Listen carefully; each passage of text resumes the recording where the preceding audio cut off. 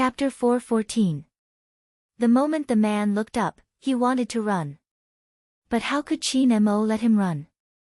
Almost as soon as he stood up, someone pressed his back. Sit down. It was the Chin family's bodyguards. These people were all from the army. Even though they were wearing black coats, young master's identity was too special. Not only because he was the only son of the Chin family, but also because young master couldn't be hurt. This was a top-secret order from the inside. And the man didn't know about this. But even so, deep in his heart, he was still afraid of the man in front of him. Chin Mo looked much more elegant. He sat there with his long legs crossed. He took off his black gloves and said with a light smile, "Who gave you the courage to go against Supreme Alliance and Spade Z?" Huh? Young Master Chin, this is a misunderstanding, it must be a misunderstanding. How would I dare to go against Supreme Alliance? Of course, the man wanted to deny it. Chin Mo tilted his head and smiled. Misunderstanding? Then let's talk about the law. Article 246 of our country's criminal law states that anyone who publicly insults others or fabricates facts to slander others, even on the internet, will be sentenced to up to 3 years in prison if the circumstances are serious. Hearing the famous young Master Chin recite a law without missing a word, that person felt a chill run down his spine. Chin Mo casually added, "Do you want to go to jail?" I really didn't. The man still refused to admit it. Chin Mo played with his silver lighter in his hand and glanced at the bodyguard with a light smile. The bodyguard raised his hand and punched the man in the stomach. Ugh! The man's whole body curled up in pain. Chin Mo was still like a rich young master drinking coffee. Using Spade Z's popularity to create a group to attract fans. Internet fraud carries a sentence of up to 15 years in prison. How long do you think you will stay in prison if you are charged with all these crimes? The man subconsciously refuted, "I didn't create the group."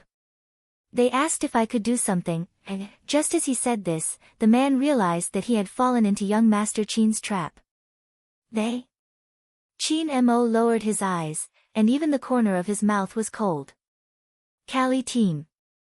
The man was really scared because he had never seen young Master Chin like this. He was so scared that even his voice was trembling. Yes, it's them, but now someone has come out to apologize. Finding 2 scapegoats is an apology. Chin Mo was just sitting there, but the pressure was strong. It seems like you don't know me well enough. The moment he finished speaking, the bodyguard immediately understood and punched the man's stomach again. The man was in so much pain that he broke out in a cold sweat. He begged, "Young Master Chin, I'll tell you everything. I was just paid to do things for them." The real mastermind was Lioli, the captain of the Cali battle team. If he continued to fight like this, he would be beaten to death. Chin Mo glanced sideways and listened to the man's words. His eyes darkened, but his voice was calm. In your line of work, there should be records of transactions. That person hadn't expected Chin Mo to be able to guess this. His eyes were filled with panic. Chin Mo arched a brow, his lips cold.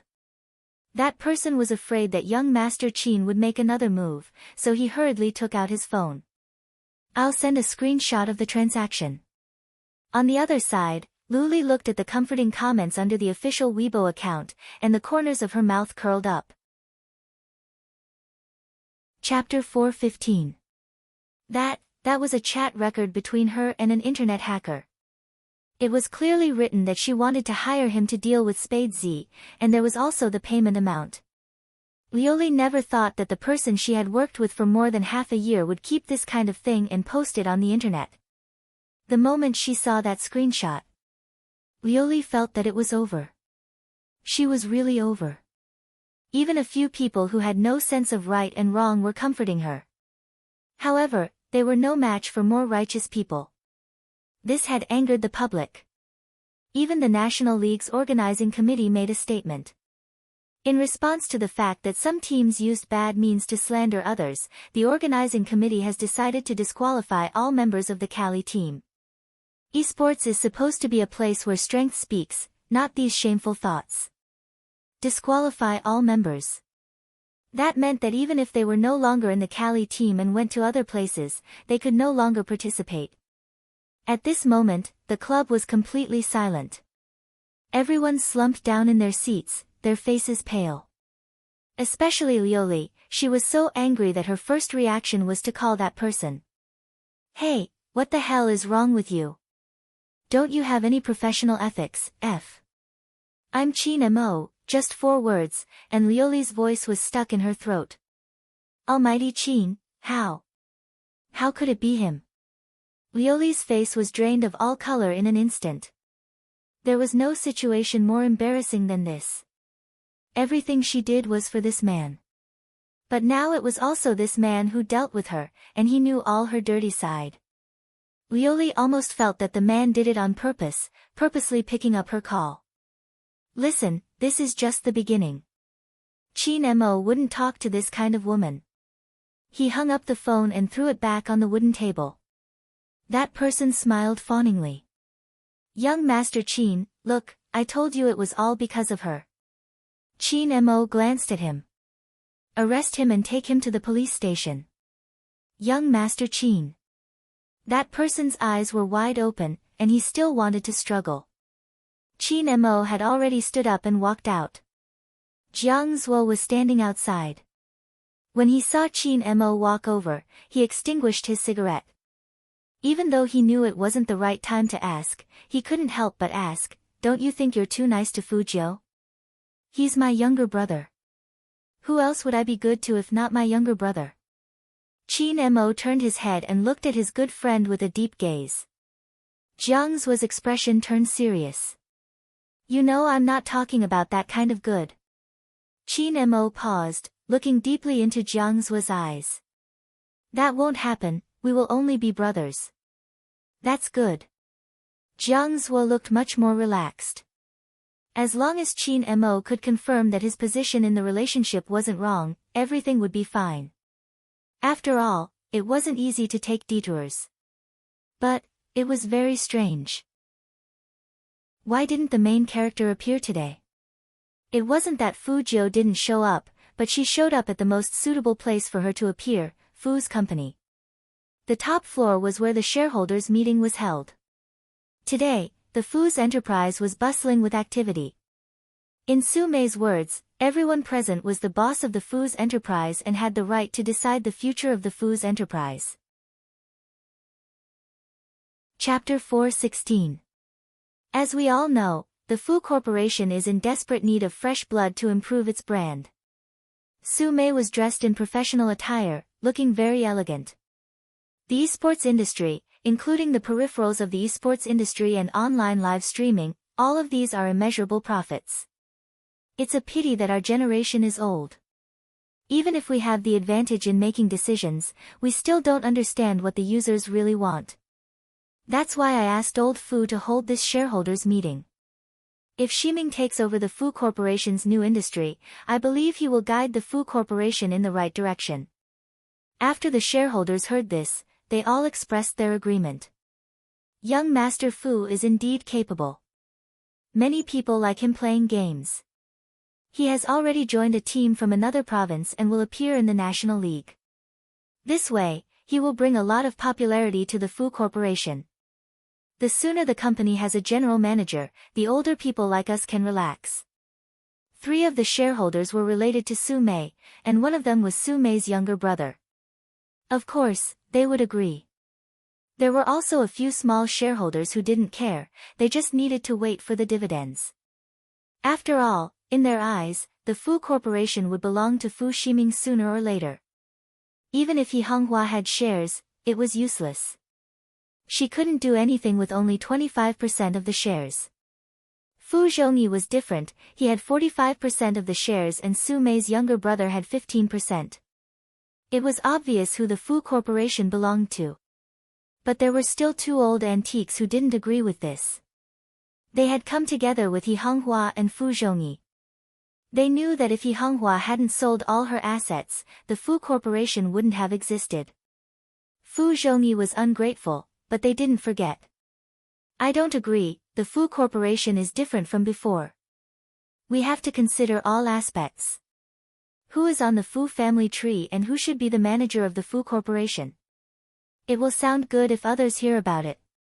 Su Mei had already expected these two stubborn old men to say that. She first glanced at He Honghua and said, "You two are right. However, if Sister Honghua's son could make a name for himself, I wouldn't let Ximing come to the company." Now, there was a rumor going around on the internet. How could a boy chase after another man? He did join the Supreme Alliance, but I'm guessing that after today, Jill will be kicked out. So how can he be the manager of the Fu Corporation with such an immoral image? You. Before He Honghua came, she had been prepared to let Su Mei humiliate her. She was also very clear that things were not the same as they were in the past. Since the secretary was the mistress, she would not have the right to speak at the shareholders' meeting. It was a very straightforward reason because her shares couldn't compare to Fu Zhongyi's. As for Fu Zhongyi, He Honghua had long given up on such a man. But she knew better than anyone how obedient her Jill was. She couldn't stand anyone splashing dirty water on her child. This was a mother's nature. Who are you calling immoral? He Honghua's round body stood up and she smiled coldly. You are a mistress. Do you have the face to talk about others? Su Mei immediately shrank back. He Honghua clearly didn't do anything to her, but it was as if she had been hit by He Honghua. Fu Zhongyi couldn't bear to let her go. He stood in front of Su Mei. Chapter 4:17. She was chasing He Honghua away. The shareholders all understood what he meant, and they all looked over. He Honghua glared at her. How dare you? Sister Honghua, I call you sister because I respect you. But if you don't want this respect, I can only ask the security guards to escort you out. Su Mei was pitiful. How can the shareholders' meeting be held if you yell at me like this? This is the company, not the countryside. If I don't ask you out, we can't continue. He Honghua was so angry that her chest hurt. I still have shares in the Fu family. Why can't I sit here? Yes, we all know you have shares. Su Mei pretended to be very reasonable. That's why I invited you to this shareholders' meeting. I've asked you many times to return the shares to Zhongyi. It's fine for us to buy them, but you always disagreed. Now that there are personnel decisions in the company, of course the major shareholders have the final say. The 25% shares are the tens of thousands of yuan that you took out when the company was first established. Sister Honghua, you can't always think that you can do whatever you want just because of a few tens of thousands of yuan. That won't do.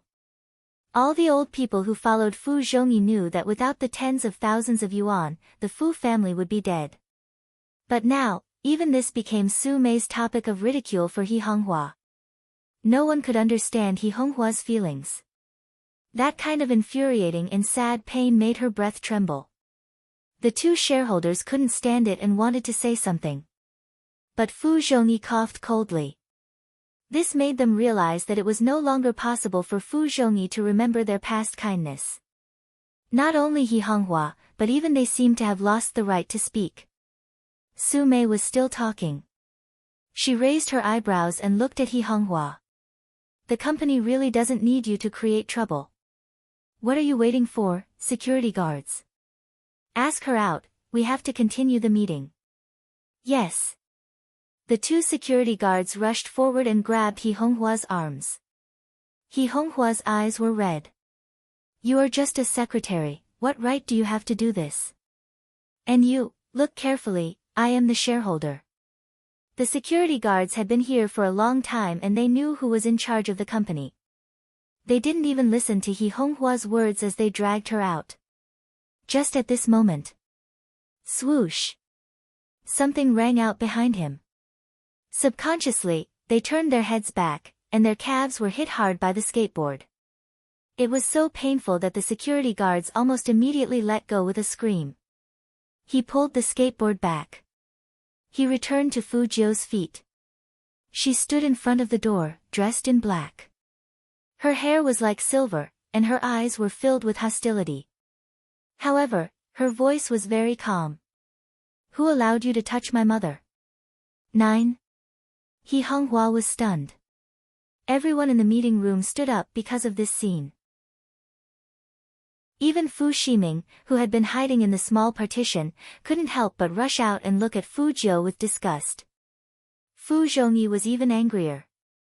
He didn't leave any face for Fu Jiu and blasted, "You wastrel, how dare you show up? Look at all the shameful things you've done. Chasing a man all over the school. All of you, scram. Take your mother with you." Chapter 418. Su Mei knew how to behave. She quickly grabbed Fu Zhongyi's arm and tried to calm him down. She said to Fu Jiu, "Your dad's health has always been poor, and you're still so mad at him. Everyone here is your elder. It's fine if you're rude, but you even brought a skateboard here to hurt people. This is not a place you should be. Auntie advises you to leave. Otherwise, it won't be good for you and your mom." Hearing that, Fu Jiu tilted her head and smiled. She stood in front of He Honghua and put one hand in her pocket. She looked down at Su Mei. "Since you're a secretary, you should just stand there and do your job. This is a conversation between the Fu family. It has nothing to do with you." "You?" Su Mei narrowed her eyes. "Fu Jiu, how come you've become like your mother? You don't care about the occasion. I'll say it again, this is a shareholders' meeting." "You," Fu Jiu interrupted her before she could finish. She was playing with a USB in her hand, and her voice was very calm. "It is precisely because this is a shareholders' meeting that I am warning you to do your job as a secretary. Otherwise, get out of here. You unfilial son."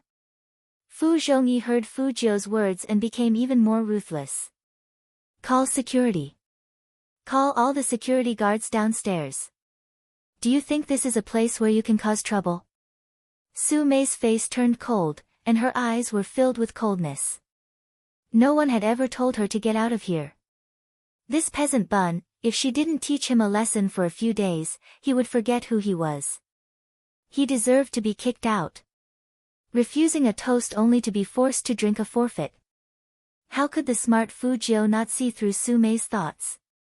But she acted as if she didn't see or hear Fu Zhongyi's words. She walked over to the long table in the conference room. Then, she reached out and knocked on the back of one of the chairs. That person was none other than Su Mei's younger brother, Su Xing. "What do you want?" "Fu Jiu, what the hell do you want?" Fu Ximing's arrogant little face was full of venom after seeing his actions. In contrast, Fu Jiu's expression was much more indifferent. "I want to ask your uncle why he has the right to sit here." "Fu Jiu."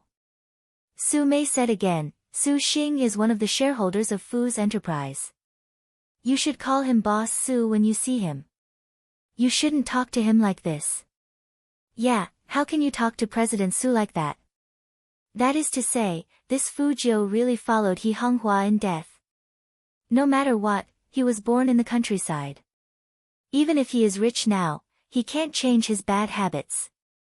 Luckily, Ximing is in the Fu's enterprise. The two shareholders looked at Fu Jiu with disapproval. They didn't have many shares in their hands, but they always defended the Su family. Su Xing also sneered, "That's enough, Mr. He. Hurry up and leave with your brainless son. We don't want to always be a joke." Every time the shareholders' meeting was held, He Honghua would receive all kinds of ridicule. She would always clench her fists and tell herself that she had to endure for Jiu's sake. But now, Jiu was standing in front of her, that group of people. He Honghua couldn't stay any longer, not because she couldn't stand it, but because she was afraid that Jiu would be wronged. But just as she was about to reach out her hand. Chapter 419. The youth's voice was neither loud nor soft, and it had a unique magnetism to it. It was very nice, and it didn't sound like the country bumpkin Fu Jiu's voice at all. But it was just one sentence. This caused Su Xing's entire body to tremble, and even his expression to change. He, who was originally stained with the smell of alcohol, now looked a little shaky. Where was his previous steady appearance? Fu Jiu laughed, but her eyes were cold. It seems that CEO Su has remembered. You. Impossible, it can't be you. Su Xing's lips were pale. Su Mei immediately felt that something was wrong. What do you mean it can't be him? Ah Xing, what's going on? No. Nothing happened. Su Xing's gaze was evasive. Fu Jiu slowly pulled out the leather chair and sat in his previous seat. She looked at Su Mei and said 6 words handsomely, that's it. That was a seat that only shareholders were qualified to sit in. It couldn't be what she thought. How could this be? Ah Xing, say something. Su Mei couldn't hold it in any longer. Su Xing stuttered and didn't dare to look at her sister. Finally, she pointed at Fu Jiu angrily. You did it on purpose. You set me up, didn't you? Otherwise, how could I have lost so much that day? In the end, when he lost, he impulsively mortgaged his shares, just to get his money back. He wanted to mortgage it first and then redeem it, but he didn't expect that the other party wouldn't return the shares to him.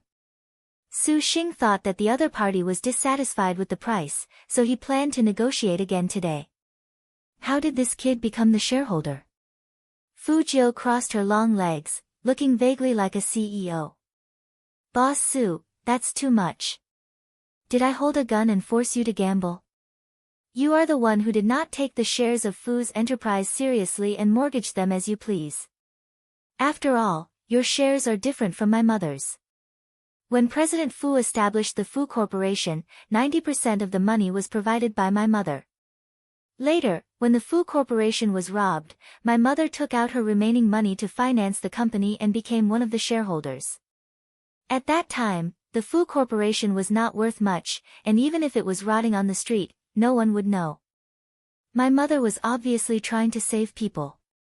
At that time, there were 2 uncles who fought together with her. These people's shares were obtained with blood and hardship, so they cherished it even more. Even if one day they couldn't continue living because of a mistress, they wouldn't think of selling their shares. President Su's shares are different. Just because he has a 3rd sister who is good at pillow talk, he obtained 15% of the Fu Corporation's shares. Of course he can mortgage something that he obtained so easily. You. Su Xing was so angry that his face turned red. Fu Zhongyi and Su Mei's faces darkened.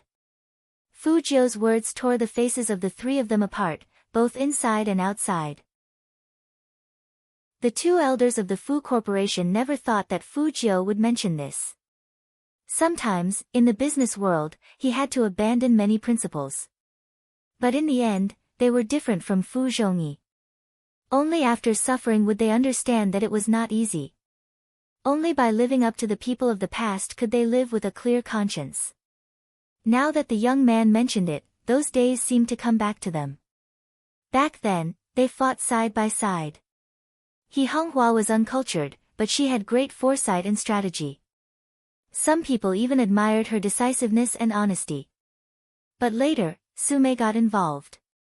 That woman was good at acting, pretending to be pitiful, and ruined He Honghua's reputation. Chapter 420. But who said that a village girl was destined to be incapable? Capability could never be determined by education or family background. At that time, they were so focused on their work that they didn't notice it. By the time they realized it, it was already too late. Fu Zhongyi was determined to protect Su Mei. As small shareholders, they couldn't say anything. They thought the result this time would be the same as the previous years. But what they didn't expect was that there would be such a twist. In fact, even He Honghua herself was stunned. Jiu, you asked me for money 2 days ago to buy shares? Yes. Fu Jiu chuckled. I bought it for you as a birthday present. What do you think, Mom? Are you satisfied with this birthday present? Of course, Fu Jiu wouldn't tell He Honghua that targeting Su Xing was a plan she had ever since she got her computer out of the hospital. But she had to wait for the right time. And the day she came back from Tokyo was the perfect time. Gamblers couldn't quit gambling for the rest of their lives. She and the Almighty used all the money they earned from clearing games to set up this trap. The Su family members who bullied He Honghua. How could she let them be free and unfettered? It was just that every mature hacker would leave no trace when they killed someone. Fu Jiu was the same. Her plan was meticulous. Every word she typed was a trap. That was her. Even Interpol couldn't do anything about it. Hacker Z. He Honghua looked at the youngster in front of her, and her eyes turned red. Birthday present? So this was how it was given. She was Jiu, really, Mom likes it very much. He Honghua sniffled, and her cheeks were puffed up. Fu Jiu shook her finger. It can't be just this. As she spoke, she stretched out her hand and turned He Honghua's body to face Su Mei, who was standing opposite them. She raised her eyebrows handsomely and said, Mom, come on, let's play something more fun. Didn't the mistress just kick you out? Now use your status as a 40% shareholder to make her scram. Su Mei's face turned pale instantly. She clenched her fists. Fu Jiu, your mom doesn't have this right. She does. Fu Jiu's voice was calm. 40% shares is enough to kick a secretary like you out. Or do you want security to kick you out? Su Mei bit her lips tightly, as if this was the only way she could control her emotions, which were on the verge of losing control. She couldn't just go out like this. There were more than 100 employees in the Fu Corporation. If she left like this, how could she continue to stay in the Fu Corporation? Su Mei had no choice but to look at Fu Zhongyi with tears in her eyes. Fu Zhongyi's heart ached. He turned to Fu Jiu and said, who dares to touch the security guards? So what if I have 40% of the shares? Su Mei is my secretary, and I am the chairman. It's not just 40%. At this moment, the two old men who had been wanting to talk stood up and walked behind Fu Jiu. And 5% of our total. In that instant, even Fu Zhongyi's expression changed. You guys, loyalty. One mustn't forget one's roots. Those were the exact words of one of them. But Fu Zhongyi didn't listen. He felt like he had been betrayed, and he looked at Fu Jiu in exasperation. You've really grown up. If I knew that I would raise an ingrate like you, I might as well feed my money to the dogs. Zhongyi, don't be angry. Su Mei was still pretending. Chapter 421. Boss Fu, you should keep your words to yourself. If my mom had known that she would raise an ingrate like you, forgetting about home after having a mistress, she wouldn't have taken out all her savings to let you start this company. President Fu, you're getting on in your years, and you've forgotten all about your past kindness. But it doesn't matter.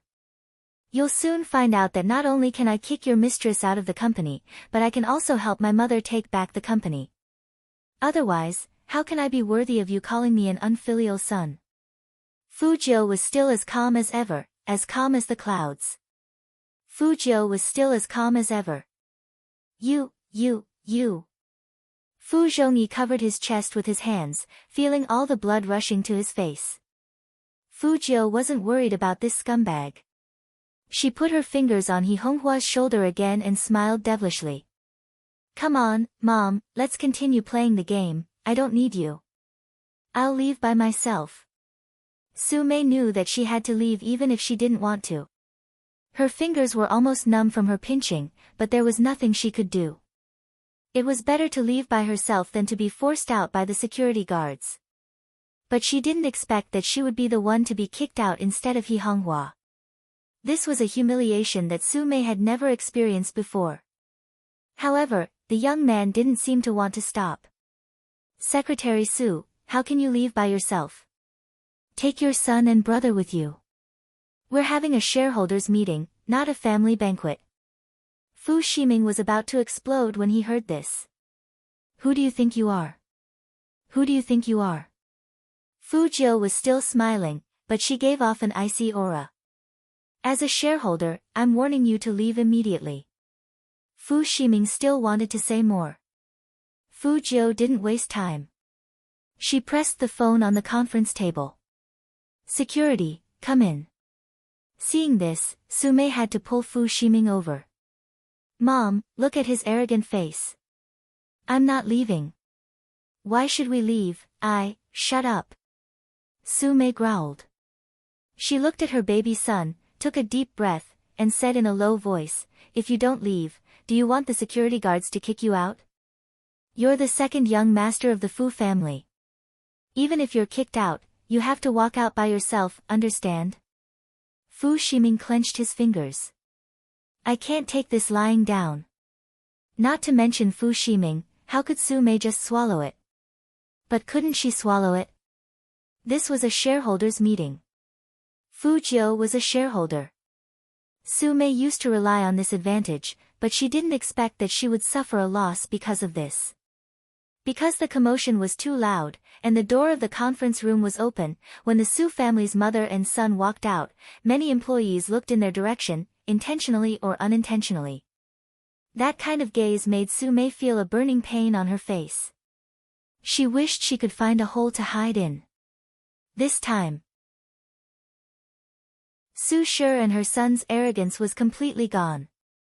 Not only that, since the Fu family was involved in esports, there would definitely be some Spade fans.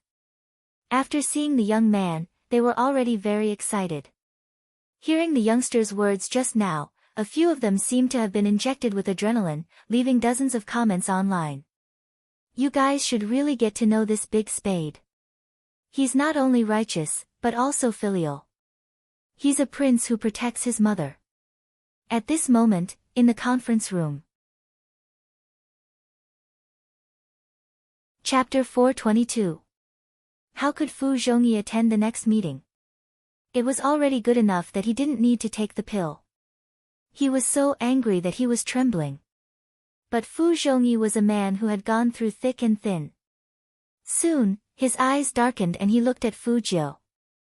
He didn't look like he was looking at his own child, but more like he was looking at his enemy, wishing he could cut off her flesh and remove her bones. Needless to say, the contents of the meeting were obvious. Even though Fu Zhongyi had the most shares, there were still a few small shareholders on his side. But the appointment of personnel in the company was no longer up to him. In the past, Fu Zhongyi had allowed Sumei to kick He Honghua out of the company, leaving her with only the shares and not allowing her to show her face in the company. This was to completely remove He Honghua. But now, Fu Jiu was returning the favor. The illegitimate son wanted to be the general manager. As a shareholder, not only would she not agree, but she would also ban the illegitimate son's mother from the company. From that day onwards, the decision-making power of the Fu Corporation was no longer concentrated in Fu Zhongyi's hands. Everyone in the Fu Corporation knew that the huge change in the ownership of the Fu Corporation 10 years ago would probably happen again in another 10 years. The nouveau riche that they used to look down on actually made such a move. The two shareholders who had always supported the Su family didn't expect this. So when the meeting ended, they looked at Fu Jiu with unfriendly eyes. But Fu Jiu just stood there, dressed in black with silver hair. For some reason, she exuded a noble aura. This was simply the welfare of female employees. Did you see that? That's our young master from the Supreme Alliance. I heard he's really good. He's not just good, he's the FC King in Zone C. He's skilled and has a good character. The person who said this was definitely a fan of Spade Eye. Of course, there were still many people who didn't play games. But even so, looking at the youngster's demeanor and the way he held the skateboard, he was so handsome that they became his fangirl in a matter of minutes. Someone said, this person has changed a lot. He wasn't like this before. You guys were too far away and didn't hear it. Who knows who will be in charge of the Fu Corporation in the future? The employees couldn't be blamed for talking. After all, who would have thought that the youngster's side would play such a good card for such a big change? Just like that, He Honghua was still a little confused when she got into the car. But she also realized that her Jiu had changed a lot. It was a good thing that the child had become more mature, but, Jiu, tell me honestly, how many things are you hiding from me? He Honghua turned her head, her round face very serious. Fu Jiu's fingers paused, and she chuckled. Mom, why would I hide anything from you? Then why did you? He Honghua hadn't finished. Fu Jiu turned around and placed the skateboard in the back of the car. Brother Mo taught me. Almighty, I can only borrow it from you. Qin Mo. He Honghua's eyes widened. Him. Jiu, she said. Hua. He. He Jiu, she said, Fu, to say. Hua, she. And Hua. She is to say to was, and, but. She had thought. He Honghua thought it made sense, but she immediately retorted, my Jiu isn't stupid. Yes, she isn't. Fu Jiu replied. She took out her phone and sent a message. The message was about transferring money to the casino where the boss of the Su family went.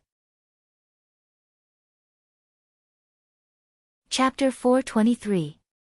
Fu Jiu replied, huh. It was obvious that she hadn't come back to her senses. He Honghua repeated, I say, Qin Mo is really nice to you. Fu Jiu smiled and took back her phone. She said naturally, he's my brother, so it's natural for him to be nice to me. Yeah. He Honghua was an honest person, and she did whatever her Jiu said. Then let's invite Qin Mo to our house for dinner. We should thank him properly, or we wouldn't have such a good time, ha ha ha.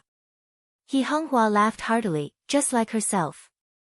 Fu Jiu said, no need, I just treated him to a skewer 2 days ago. What if the Almighty's clothes burst when we invited him home? Fu Jiu didn't want He Honghua to know that the Fu Jiu of the past was gone. She was afraid that the other party would be sad. But Fu Jiu also knew that the closer someone was to her, the more they would notice that she was different. So the Almighty couldn't come. But this time, He Honghua didn't listen to her Jiu. Child, how can your treat be the same as mine? Invite him over for a meal. Qin Mo is good-looking and sensible. I like him. Jiu didn't know what to say. Fu Jiu had to praise her mom for having good taste. She also thought that the Almighty was good-looking and sensible, so she wanted to raise him. But, it was too dangerous to raise him by force. Mom, Brother Mo is so busy with work, and he might not have time. Fu Jiu wanted He Honghua to give up on this idea. He Honghua nodded. That's right, then call him first. I'll prepare when I have time, and if not, we can always invite him later. Okay. Fu Jiu thought that she had finally gotten around it. But He Honghua still didn't drive and looked at her. Call him. Fu Jiu raised her eyebrows. Now. Of course, He Honghua ordered. Fu Jiu couldn't be too obvious, so she dialed the Almighty's number. She thought that she would hang up immediately after 3 rings. Anyway, she had to make a WeChat appointment to call the Almighty, so the chances of the call going through weren't high. But who would have thought that as soon as she had this thought, a deep and pleasant voice came from the other end. Hello. This. He picked up after 1 ring. Fu Jiu glanced at He Honghua and saw that her eyes were shining. She said helplessly, Brother Mo, it's me. I know it's you. Qin Mo is sitting in the front passenger seat while Jiang Zue is driving. Jiang Zue didn't know whose phone call was so charming that it made the person beside him chuckle. Auntie is treating us. Qin Mo glanced at his watch. When is it? Fu Jiu quickly said, it's 6:00 today. If you are busy, we can do it another day. Judging from the Almighty's tone, he must be busy. Not bad, let's avoid it like this. Qin Mo held onto his phone, his lips curved into a playful smile. You don't seem too willing for me to go. When Fu Jiu heard this, He Honghua's face happened to lean over. Hearing this, she looked at her own child with a very disapproving gaze. Fu Jiu was unmoved. She chuckled and said, Brother Mo, why wouldn't I want you to come? I miss you so much even though I haven't seen you for a day. Why was the Almighty so smart? As though he could hear the youngster's inner thoughts, the smile on Chin Mo's lips deepened. His voice was faint. In that case, I'll cancel the dinner tonight. After all, you want me to go. Fujiu. Chapter 424. Jiang Zhuo saw Qin Mo hang up the phone, turned the steering wheel, and raised his eyebrows. Who was it that made you so happy? Fujiu. Qin Mo tilted his head and lit a cigarette. You guys have dinner, I'm going to the Fu family. Jiang Zhuo agreed. He temporarily believed that Qin Mo didn't have any feelings for young Master Fu. After all, based on his understanding of Qin Mo, the other party had never been a person who could hold back. If Qin Mo really liked Fujiu, he wouldn't hold back just because he was a boy. Besides, everyone in their circle knew how straight Qin Mo was. When they were in high school, a playful boy wanted to find a girl for Qin Mo. That night, there was a boy in the private room who was prettier than a girl. But in the end, they parted on bad terms. Qin Mo didn't object, but he didn't like it either. So, there shouldn't be anything to worry about. Jiang Zhuo felt much more relaxed as he thought about this. He couldn't deny that Qin Mo was really nice to Fujiu. But it was probably because he was a member of the Supreme Alliance. Since Qin Mo said that there wouldn't be anything, it meant that he knew what he was doing. For the National League. This brother of his was really attentive. Qin Mo was indeed attentive. The second visit was even more exaggerated than the first. He placed the gift boxes on the floor and said with a faint smile, I came in a hurry the first 2 times, so I didn't bring anything for Auntie. He Honghua looked at the gifts on the floor and poked her Jio's back with her finger. Then she said to Qin Mo, just come, why did you bring anything? I'm still cooking soup, you guys talk first. Seeing her mother leave happily, Fujiu said casually, Brother Mo, every time you come to my house, it seems like you bring a dowry. Dowry? Qin Mo glanced at the youngster who was drinking water and said slowly, even if it's that kind of stuff, it's still a dowry. Hearing that, Fujiu almost choked. Brother Mo, I realized that you are more difficult to flirt with than when I first met you, what? Qin Mo lifted his good-looking eyebrows, and in an instant, his black-bellied aura spread out. Fujiu smiled faintly. Nothing. Come on, have some fruit first. He Honghua came out of the kitchen in an apron. Qin Mo said, thank you. He looked noble and handsome. The more He Honghua looked at it, the more satisfied she was. If it wasn't for the fact that the Qin clan's conditions were too good, it was not bad to have such a son-in-law. No. What was she thinking? Qin Mo was too smart. It was naturally good to be friends. Lovers. Qin Mo probably didn't know she was a girl. In the future, all of this would be a lie, so it should be impossible for the two of them. The more He Honghua thought about it, the dimmer her eyes became. Her expression was no longer as happy as before. However, these thoughts were still hidden in her heart.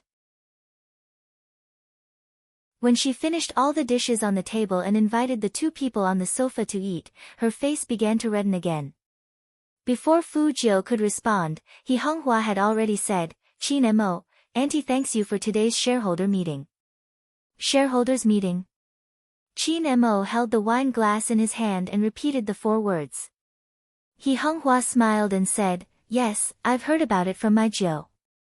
It's a good plan. You're really smart. Chapter 425. The voice sounded as if it was purposely ringing in her ears. She didn't need to think to know that the Almighty was waiting for her to settle the score. She suddenly felt that she should invite the Almighty to her house for dinner or something. What an incomparably huge pit. He Honghua was very happy. Which mother didn't want to hear someone compliment her child? The more she looked at him, the more she felt sorry for him. Throughout the meal, Qin Mo ate with dignity and elegance. His every move was like his temperament. He was like a prince. He Honghua finally understood what it meant to be born in a prestigious family. A man like this should be liked by many girls, no. Too many men that girls liked were unreliable. There were too many temptations out there. It seemed like they should just be friends. But Xiaodong had said, Qin Mo was the reason why her Jiu was addicted to games. Her Jiu wouldn't. He Honghua's eyes were filled with worry when she thought of this. She stood up and said, sit down, I'll get someone to brew some tea for you to digest. In fact, He Honghua didn't need to brew tea. She needed some time alone. He Honghua had never realized like today that her Jiu was already a big girl. She couldn't help but wonder if she had made the right decision back then. If she didn't want anything, her Jiu would be like any other girl now, able to fall in love with anyone without any scruples. But now, He Honghua didn't want to think about what she would have lost if she hadn't done that. She couldn't go back to her home in the countryside. All her money was invested in the Fu Corporation. He Honghua still hadn't forgotten the time when the doctor told her that her child had congenital asthma and had to be hospitalized. How she got through to that number. In a sense, He Honghua was even more loyal than the women in the city. She couldn't stand the fact that her man was with another man. The divorce papers had been written long ago. She used to be stubborn, thinking that she didn't want anything and would raise her Jiu by herself. It didn't matter if her life was tough. She still had a pair of hands. She could still be a nanny. The words congenital asthma made her think of Fu Zhongyi. Fu Zhongyi was impatient at first, but when he heard that Jiu was a boy, he immediately transferred the money. At that time, He Honghua knew that if she wanted her child to live a good life, she had to do this. Although He Honghua was from the countryside, she was a mother. She didn't want Fu Jiu to see her like this, so she didn't go out. This made it easier for the Almighty to interrogate someone. Now that I'm not here, you can talk about the shareholders' meeting slowly. Qin Mo sat on the sofa and looked at the youngster with deep eyes. His face was handsome. What scheme did I use? Fu Jiu knew that she couldn't escape this, so she simply explained the situation. You are lying. Qin Mo's voice was still calm.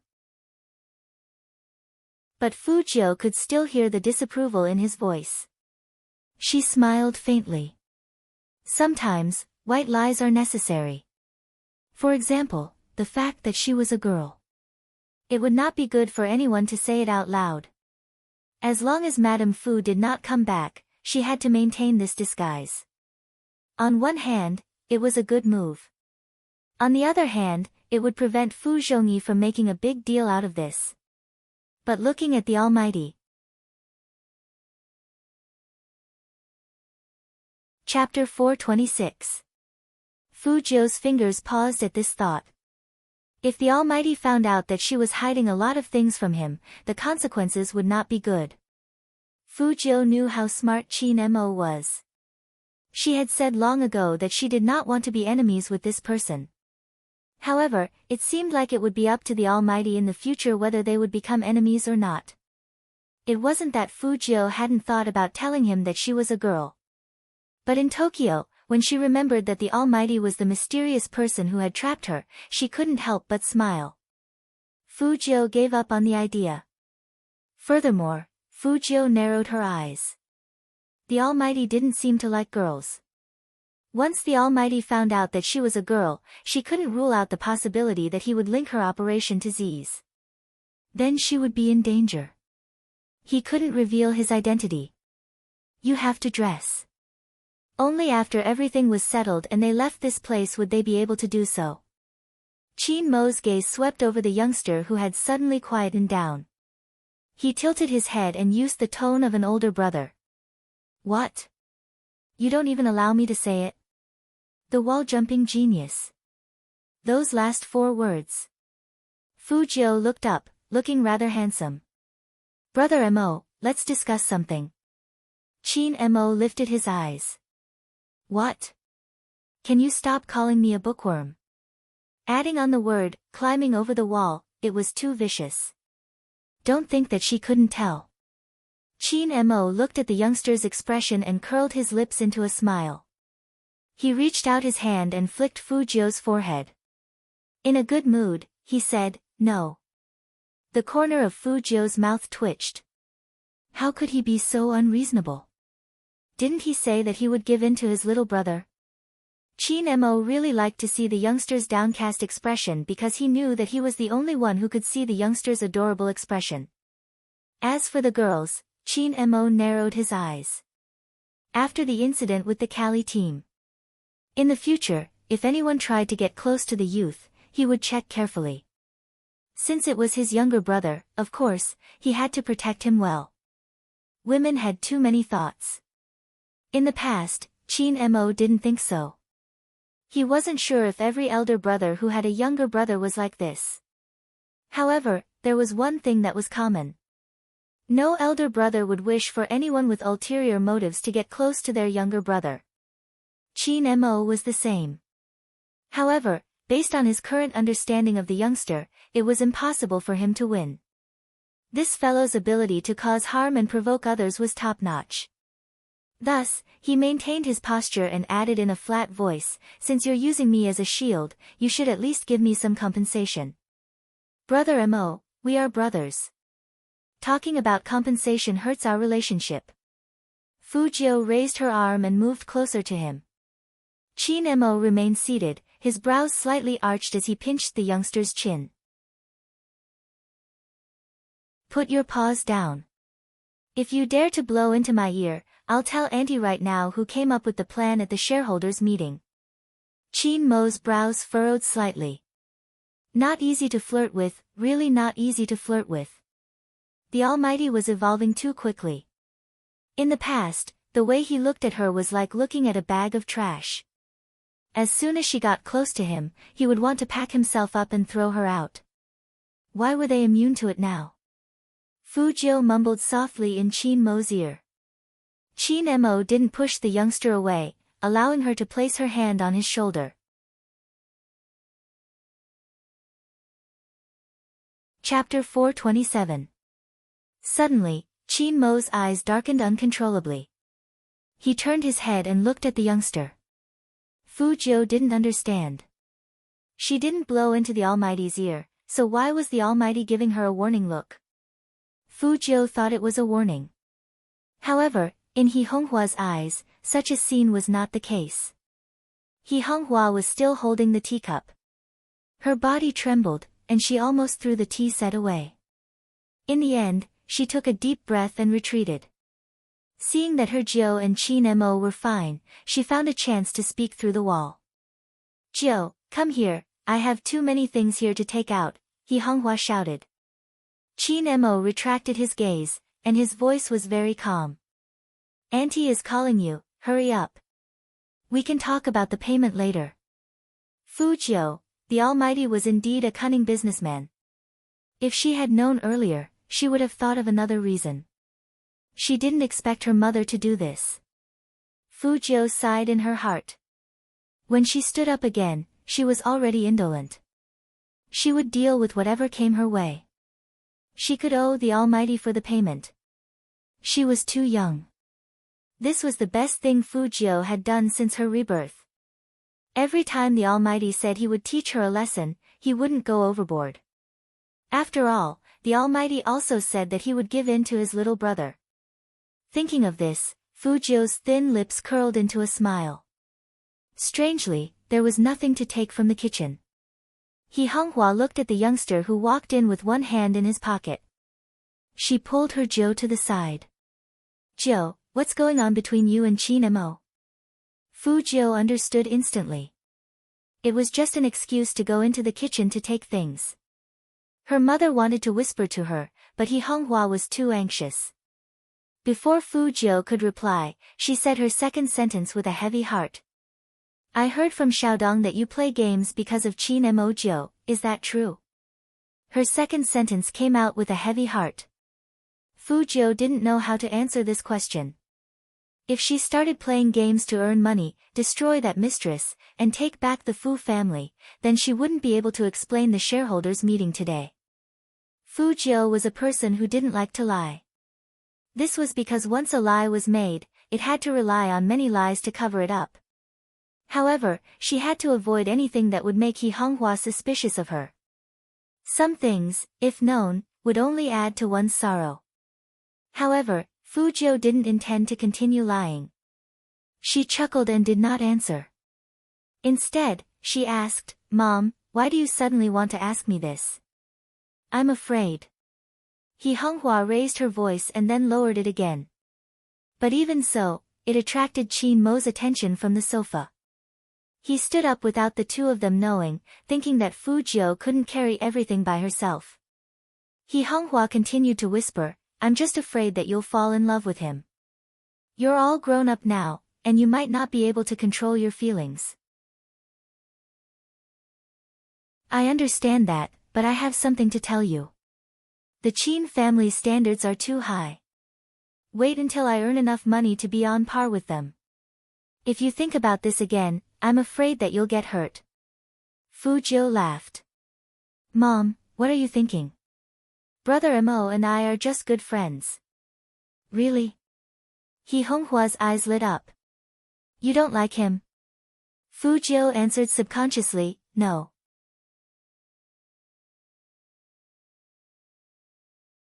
Chapter 428. As smart as Fu Jiu was, she quickly realized something. Her heart skipped a beat. There was only one word: it was over. She turned around and her eyes met the Almighty's. His eyes were a little cold, but there was more depth and something Fu Jiu couldn't see through. She didn't know how long the Almighty had been here.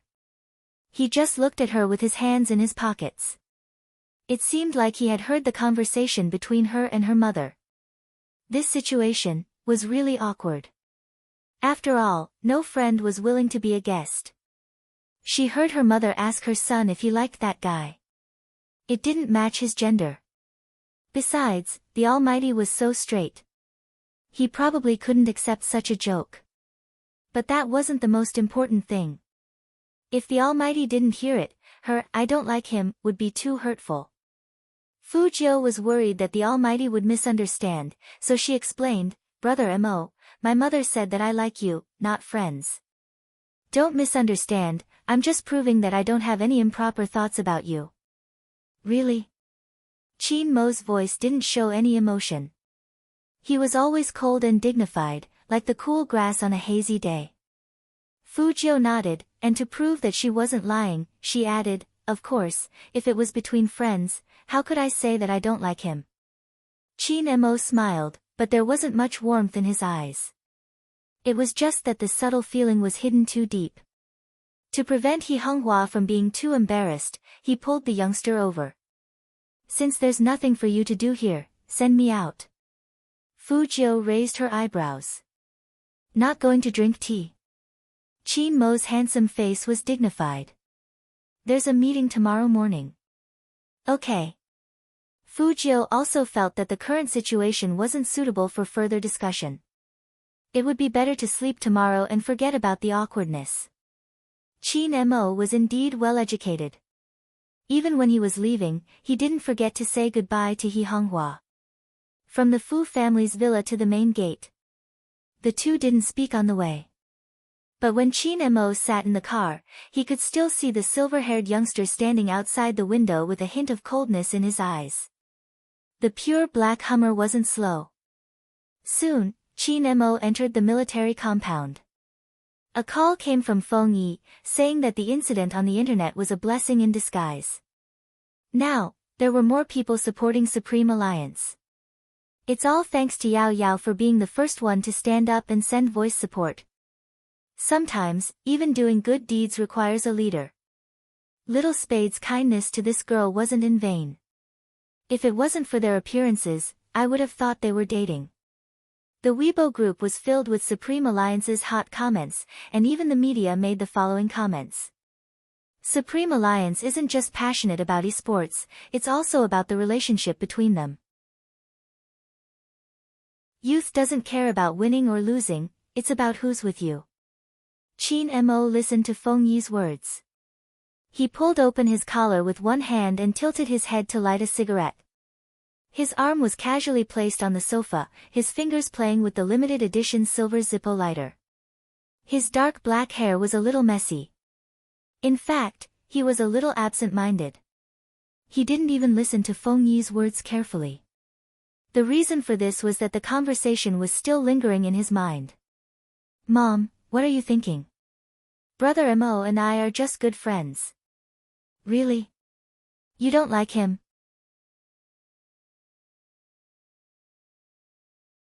Chapter 429. You don't like it? Qin Mo couldn't help but frown. Somehow, his eyes turned cold. But the youngster wasn't wrong. The two of them were friends, nothing else. Both he and the youngster thought so. But Qin Mo suddenly realized that he didn't like the tone the youngster used when he talked about him. He only treated him as an ordinary friend. Because in his heart, that guy was special. Of course, he would pamper his little brother a lot. People were like that. They treated others as important and hoped that person would give them the same thing. Special treatment and attention. All this time, he thought he got it. The youngster's special treatment. After all, the youngster was always different in front of him than in front of others. But now, Qin Mo felt that he seemed to have misunderstood. Just like what Feng Yi said on the phone. The youngster treated everyone very well. That seemed to be his quality. Maybe under circumstances where he didn't know, the youngster would show more expressions in front of Shui Yaoyao. After all, he had seen how the youngster protected Shui Yaoyao. This realization made Qin Mo feel a little unreconciled. Even at this moment, he was still expressionless and handsome. But his heart was far from being so calm. It was hard to accept. Qin Mo's slender fingers flicked the cigarette butt. A strand of black hair fell down, adding a sense of danger to his sense of abstinence. His face hidden in the darkness, no emotions could be seen. But that posture seemed to make people feel a little lonely for no reason. Outside the window, the night was getting darker. In the fog, the French window reflected the lights of the whole city, the man's slender figure, like a vampire aristocrat, mysteriously saying something, the next day. There was only one day left before the National League. People who didn't play sports couldn't understand that kind of excitement. The overwhelming publicity was not only on the computer, but also on the Hero mobile app. As long as one logged in, they could see the 24-hour countdown for the National League. The battle order was out. The official Weibo account was bustling with activity. But Shui Yaoyao was calm. The older generation didn't understand esports. In their eyes, it was asterisk asterisk asterisk. "Yo, you're going out again." An auntie who was sitting in the yard picking vegetables saw Shui Yaoyao come out and pouted. "Yaoyao, we're a family. What we said was for your own good. You should think about it. It's not good to keep doing this, right?" Shui Yaoyao didn't say anything. She had asked around when she was wearing the Supreme Alliance's uniform. She didn't want to hear this. "I know you don't like what I say, but I have no choice. Someone has to talk to you. Your mom is a newlywed, and I heard that the one she married isn't bad. I don't know the details, but if you want to be considerate of your mom, you should know your place. Maybe one day your mom will get a refund. Otherwise, why would she leave you here alone? It must be that the family can't accept you. If you ask me, your mom is quite a troublemaker. She's already so old, but why can't she stand the loneliness?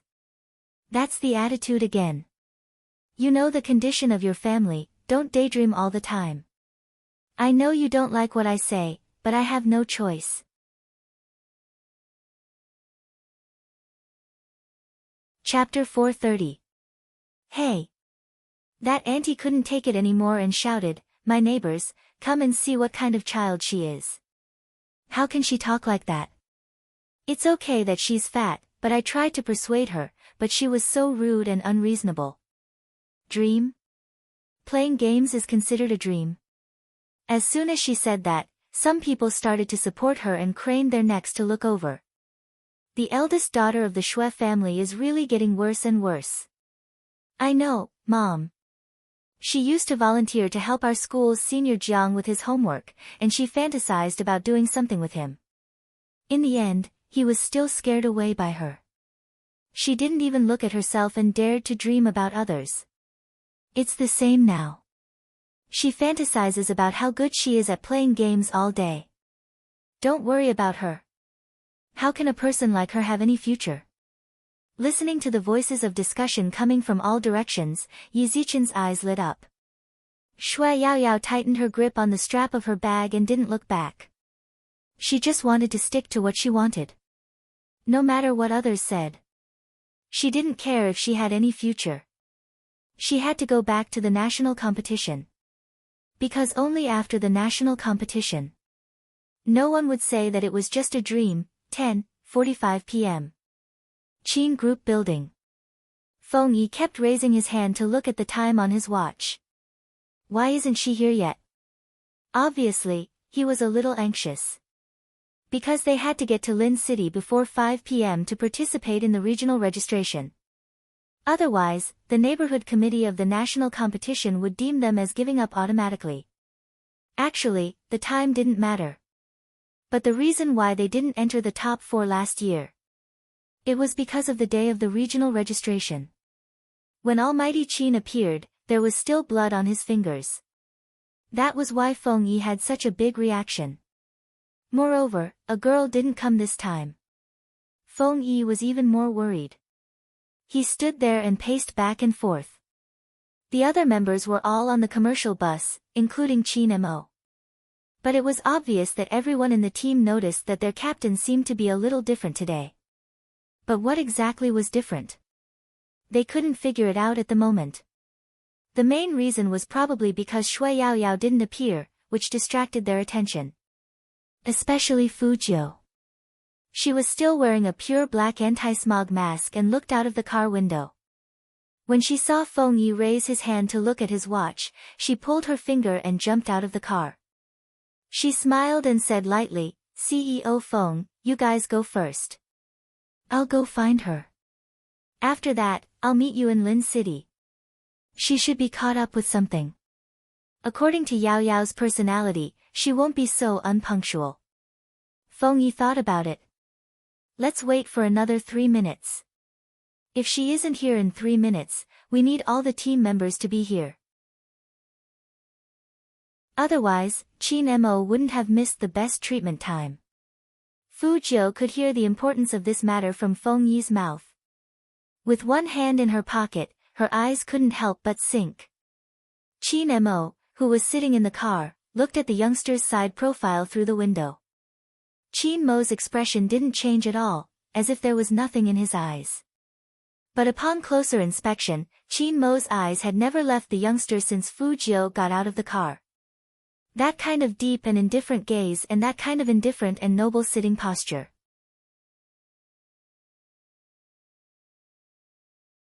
Chapter 431.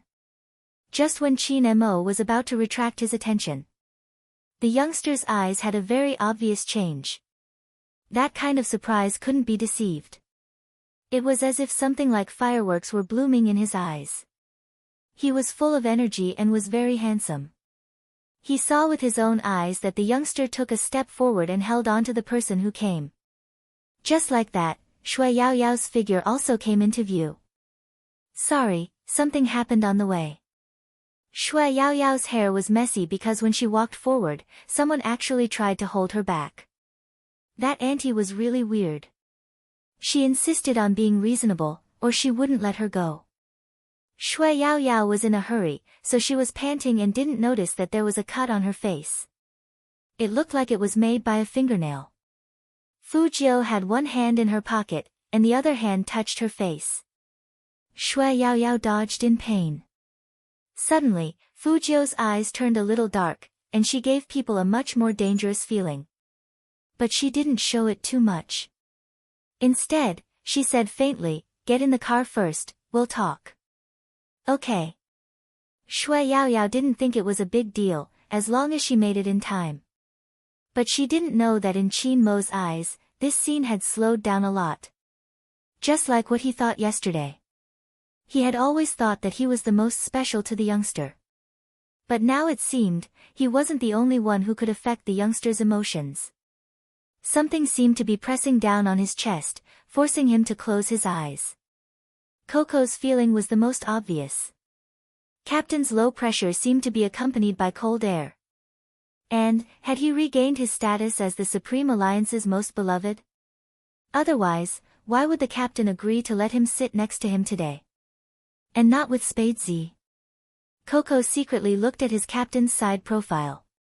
Some people were like this. It was clearly the same uniform. When he wore it, girls would say, "So cute, I want to take him home and raise him." When he wore it, he looked like a noble from a comic book. But the coldness was too strong. He wanted to swap seats with Spade Z. Spade Z wasn't afraid of the captain anyway. But when he thought of this, the best time had passed. The car started. Fu Jiu and Shui Yao Yao sat together. "The wound on your face. What happened?" Fu Jiu glanced at her phone, and her eyes darkened. Shui Yao Yao knew that the young man was concerned about her, so she smiled and shook her head. Ever since the internet incident, Shui Yao Yao understood that because of Spade Z's rapid rise to fame, the youngster was bound to be under extraordinary pressure. It wasn't that easy. She didn't want to trouble him with her matters. He wasn't being polite. Instead, she had to learn to handle her own affairs. In this way, she would be able to help His Highness Jiu. How could someone as smart as Fu Jiu not know what this silly girl was thinking? She said, "Okay." He raised his hand and poked her soft face with a smile. His face was gentle and his voice was pleasant. "Tell me when you want to say it." In fact, the conversation between the two of them wasn't loud at all. In fact, it was very soft. But in Qin Mo's ears, the sound seemed to have been amplified many times and there was even an echo.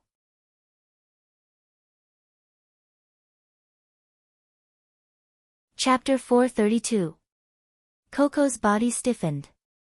He shouldn't mention anything about changing seats. Captain's gaze was as though he wanted to kill Spade Z. How did a certain someone provoke the captain? Coco tried his best to reduce his presence while looking back and forth. In the end, he didn't even dare to sleep, biting the rabbit's ear with his teeth. He felt like Captain was going to turn black. What should he do?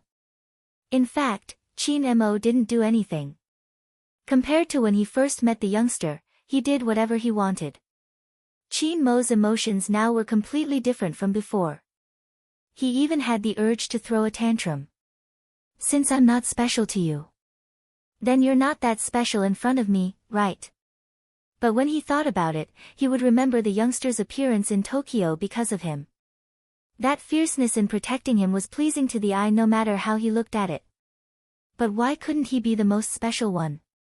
Qin Mo didn't realize the situation he was in at all. This situation made him realize that not everything in this world could be planned out by him. Even if he closed his eyes, the image of the youngster rubbing the girl's head seemed to be swaying in front of him.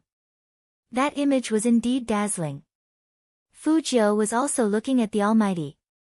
In fact, after yesterday's awkwardness, she had been looking for a chance to talk to the Almighty again. But as soon as they got in the car, the Almighty was already sitting next to Coco. Fu Jiu paused for a moment. She was smart enough to realize that now was not a good time to talk. Wait until they reached the hotel. With this thought in mind, after more than 3 hours of driving, they finally arrived at Lincheng. As the provincial capital, it was the registration point for the national competition. Many famous teams could be seen here. There were also reporters and media who were already stationed there. That kind of scene, with the esports competition banner and cosplay actors standing outside, made people feel hot. It was the first time Shui Yao Yao and Feng Shang came to this place. Besides being shocked, even their fingertips were a little numb. Was this the national competition? So this was what the national competition looked like. Games were always inseparable from online voice actors. When the deep and pleasant voice sounded, Shui Yao Yao and Feng Shang felt as if they were in the scene of Hero. It was very dreamy. That voice is... Feng Shang stuttered. All the lines spoken by his character in the game were recorded by this person. Feng Yi chuckled at the side. Don't joke around. That person is a god-level voice actor with a lot of fans. While they're still here, hurry and enter the venue. If anyone sees young Master Qin, I'll have to act as a temporary security guard. The Almighty's popularity was undoubtedly the highest among them. At this point, it had nothing to do with skill. It was all about looks. He was different from Feng Shang. The other members of the Supreme Alliance had been here more than once. But every time, it was filled with regret. For example, Lin Feng and Yun Hu. Esports did depend on one's age in some aspects. They were playing well now, but they didn't know what would happen next year. Moreover, everyone in the Supreme Alliance knew that their captain couldn't stay in the team forever. After all, he was the president of the Qin group. This year was undoubtedly their last chance.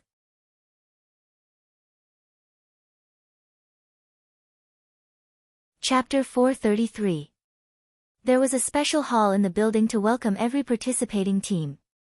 Hence, the people inside weren't as good as the people outside. When the Supreme Alliance members walked in, some people couldn't help but turn back. However, they weren't looking at Supreme Alliance. They were looking at Qin Mo's Supreme Alliance wasn't weak but compared to the Supreme Alliance team. Qin Mo, who had suppressed Xiangnan's captain, was the most interesting. The most valuable esports player. This was the title that almost everyone hoped to obtain. But Supreme Alliance wasn't the national champion team. But the title of the most valuable esports player landed on Qin Mo. In fact, even Feng Yi was shocked. Back then, when the news was announced, he had revealed a look of disbelief. How good was a player to be able to be the most valuable esports player? Was it just based on the number of kills? No. It wasn't just that. The most valuable esports player not only had good skills but also the ability to lead the team. Many people said that it could raise the team's ability to a higher level. That was something only Qin Mo could do. Hence, when he entered, many people were sizing him up and whispering among themselves. Did you see that? That's Qin Mo, the person with the most MVP awards. That was in the past, it might not be the case now. Last year, Supreme Alliance didn't even win the preliminaries. Ever since that time, Qin Mo rarely came out to do publicity. Recently, I've only heard of him playing in the wilderness. Could it be that his ability has declined? He doesn't dare to show his face. It's possible. It's also possible that his hand injury hasn't healed yet. But no matter what, it won't be that easy for him to win this year's MVP. Don't forget that there's a god in the regionals. Once they entered, they could smell the intense smell of gunpowder. This was a situation that could be encountered in other large-scale competitions besides the esports arena. As the Supreme Alliance took their seats, the atmosphere in the stadium seemed to heat up again. Even the shoutcaster paused when he saw Qin Mo very quickly. He resumed his deep voice. Teams that haven't confirmed their registration will be represented by their captains. Come here and fill out the form. Teams that have confirmed their registration, stay where you are. In such an occasion, order was important. However, there were more than 10 captains who went over to fill in the form. Every captain's aura was forcefully suppressed by Qin Mo.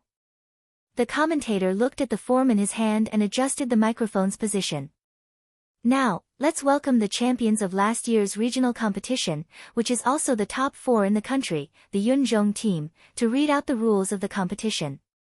Let's welcome them with a round of applause. That was the form. Fu Jiu sat in her seat. She felt like the school leaders were giving a speech, and the students were sitting down and listening. Playing with the phone in his hand, he was still thinking about how to talk to the god later. However, he didn't expect his elbow to be hit by someone. Moreover, from the strength of that blow, it was definitely intentional. Fu Jiu looked back and saw a team walking over. She had seen the leader of the team before. When she first bought a mouse, it was this person who stood up for Fu Ximing.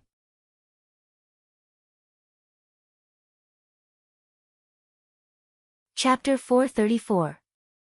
Fu Jiu ignored him and was very indifferent. It was probably because of this attitude that the opposing team members sneered. That person still had a lazy look on his face. After saying that, he continued to walk forward. The last member of the Yunzhong team was not someone else. It was Fu Ximing, who had a good relationship with the members of the Yunzhong team. When he passed by Fu Jiu, there was arrogance in his eyes, as if he was saying, "So what if you entered the Supreme Alliance?" The champion of the regional competition is not the Supreme Alliance, but the Lin Qing Yunzhong team. The reason why Fu Ximing appeared like this was to tell this bumpkin not to think that he was really different from before just because he had some skills and seized his uncle's shares. This was nothing. In the esports selection contest, the reason why he lost to this bumpkin was that his teammates were not good enough. Now it was different. Lin Qing Yunzhong, the top 4 in the country. Even the Supreme Alliance with young Master Qin might not be able to resist them. After all, young Master Qin's hand was injured. Coupled with the secret training during this period of time, they had developed a set of countermeasures for Spade Z's playing style. No matter how good Spade Z was, he was only good at killing people.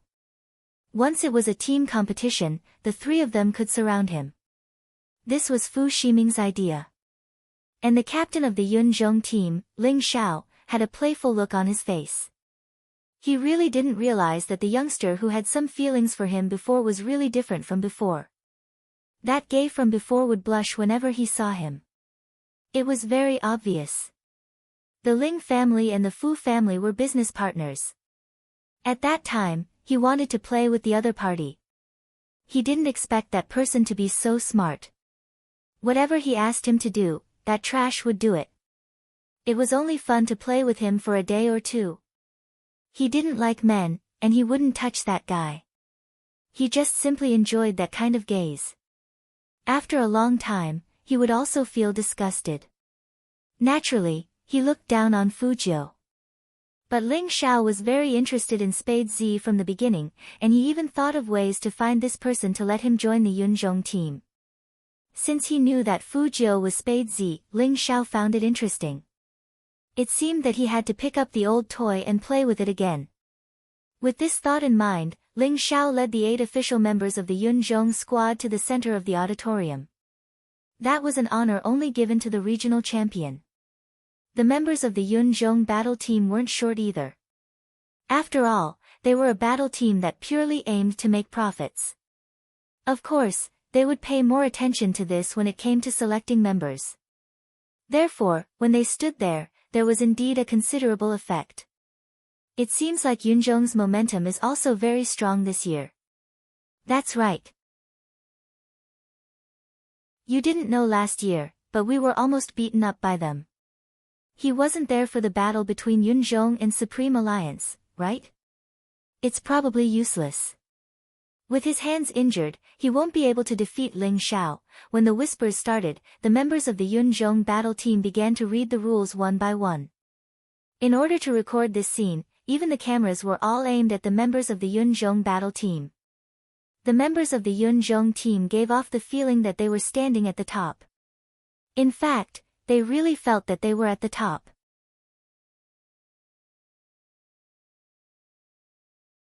Chapter 435. Once people stood in a high position, they would become arrogant. The Yunzhong team was the best example. After the registration, the organizing committee took the form and went to the top floor. All the major teams would return to the hotel to rest so that they could be in the best condition for tomorrow's competition. But when the Supreme Alliance stood up, they happened to come face to face with the Yunzhong team. They met on a narrow path. The atmosphere in the venue changed. The people from the other battle teams looked at this scene with different expressions. The surrounding noise suddenly quieted down. Everyone seemed to be looking at Lin Xiao and Qin Mo's side profile. Their eyes looked back and forth between the two captains, as if they were evaluating who was better. One path, two teams, and no one had the intention to give way. The difference was that the Yunzhong team's members had obvious pride on their faces. The Supreme Alliance's members were no different from usual. The reporter looked at the scene in the camera and couldn't help but say to himself, so handsome. Indeed handsome. Let's not talk about whether the Supreme Alliance's skills were better than the Yunzhong team. Just from the looks alone, the Supreme Alliance was like a concentration camp for handsome men. Qin Mo and Fu Jiu didn't need to be mentioned. Both of them had the makings of an idol superstar. Their nobility was beyond the reach of ordinary people. Looking at Lin Feng and Yun Hu, the former was praised more than the girls in some teams. The latter came from a military compound, with a tall and strong body. Yin Wuyao had a cigarette in his mouth. His nose bridge was high, and he had the handsome face of a middle-aged uncle. Coco was holding a plush rabbit in his hands. Standing next to Feng Shang, who had the same temperament, he was so youthful that he could make a bunch of anti-fans scream. These people were all wearing the same uniform, led by Qin Mo. In terms of appearance, they had already surpassed the Yunzhong team. Or maybe it was because of this. The members of the Yunzhong team didn't like the Supreme Alliance. They were the champions of the regional competition, so why did Supreme Alliance receive more attention than them? This dissatisfaction became more and more obvious as the two teams brushed past each other. Especially when a tall man touched Lin Feng's shoulder, he sneered and spat out, "Loser." Qin Mo wasn't there that year. Yun Hu was the temporary captain. During the team competition, because of Lin Feng's loss, they didn't make it to the top 4 of the National League. This matter had always been a thorn in Lin Feng's heart. The person who spoke was the player who had killed Lin Feng back then. Lin Feng stopped in his tracks. The player and the teammate next to him laughed. Angry? Don't be angry yet. The competition hasn't started yet. You'll be even angrier tomorrow. That laughter was filled with obvious mockery. A clash between two teams full of gunpowder like this would definitely be a headline. Coupled with the current situation, there was no way the cameras would leave. Because all the members of the Supreme Alliance stopped in their tracks when they heard the laughter. The tall player from the Yunzhong team was still smiling at Lin Feng. Go back and practice some more. Don't let it end up like last time. You died before I could even unleash my full strength. There's no meaning in winning too quickly. Lin Feng didn't say anything. He knew that he was hot-tempered. He was afraid that if he said anything, he would pounce on him and scratch him to death. The contestant clearly understood his personality and was about to say something.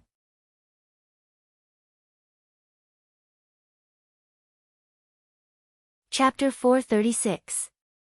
I'll return the same words to you. Practice your skills well, and don't get wiped out in the first round. Fu Jiu stuffed one hand into her pocket. Her words were always more natural than anyone else's. Who do you think will get wiped out? That person reached out his hand and wanted to grab Fu Jiu's collar. But the silver-haired youngster was one step ahead of him. He tilted his body, and his thin lips were still curved. That person didn't control his strength well, and he rushed into the seat next to him. The noise caused by such a big guy couldn't be ignored at all. In an instant, everyone turned to look at him. That person was very thin-skinned, and he felt that he had made a fool of himself. He wanted to turn around and teach the youngster a lesson. But when he turned around, he saw Qin Mo. They were of the same height. But the other party didn't do anything. He just looked at him like that. It was as if he had already defeated him. WNG Lei, enough. Ling Zhao's voice rang in his ears. As the captain of a team, he still had his imposing manner. He turned his eyes to Qin Mo. We'll get back at you in the game tomorrow. The tall guy listened to him, and he obeyed. He snorted coldly at Fu Jiu and walked back to the team. This was supposed to be the end of the matter. But for some reason, Ling Zhao suddenly stopped in front of Fu Jiu. His body leaned forward a little, and his face was almost touching Fu Jiu's face. I haven't seen you for a few days, and you seem to be different from before. Why? Is this your new way of attracting people? That voice was very low, and no one could hear it. It was almost a whisper. Just such a movement. Even the Supreme Alliance people couldn't help but turn around and look over. What was going on? Little Spade knew the other team's captain. Fu Jiu did know the man in front of her. Wasn't he the one she met when she bought the mouse? But why was this guy looking for presents? Not talking. Ling Xiao laughed, and his voice became louder. You weren't like this when you confessed to me. Confession. Confession. At that moment, everyone's expression was indescribable. Was there something wrong with their ears? Confession. The kind of confession that only a girl would make to a boy, or a boy to a girl. Lin Feng's mouth was so wide open that an egg could be stuffed inside. Shui Yaoyao, on the other hand, was a little worried. The incident on Weibo had just happened not long ago, and it was because His Highness Jiu might be gay that the public opinion became like that. Now that Ling Xiao had said this, they were at the venue of the regional competition. There were so many eyes watching. The slightest bit of carelessness would cause Highness Jiu to be destroyed. The camera was also pointed at her, waiting to see how Fu Jiu would answer. To be honest, Spade Z was too low-key. Apart from showing his face in front of the public during the selection contest, the rest of the time, he was only seen in the game. As the rookie king of Zone C, he was extremely popular. Some of the older pro players weren't even as hot of a topic as him. Thus, when Ling Xiao's confession came out, all the reporters' eyes lit up. This kind of explosive news would definitely be the headline apart from the start of the competition.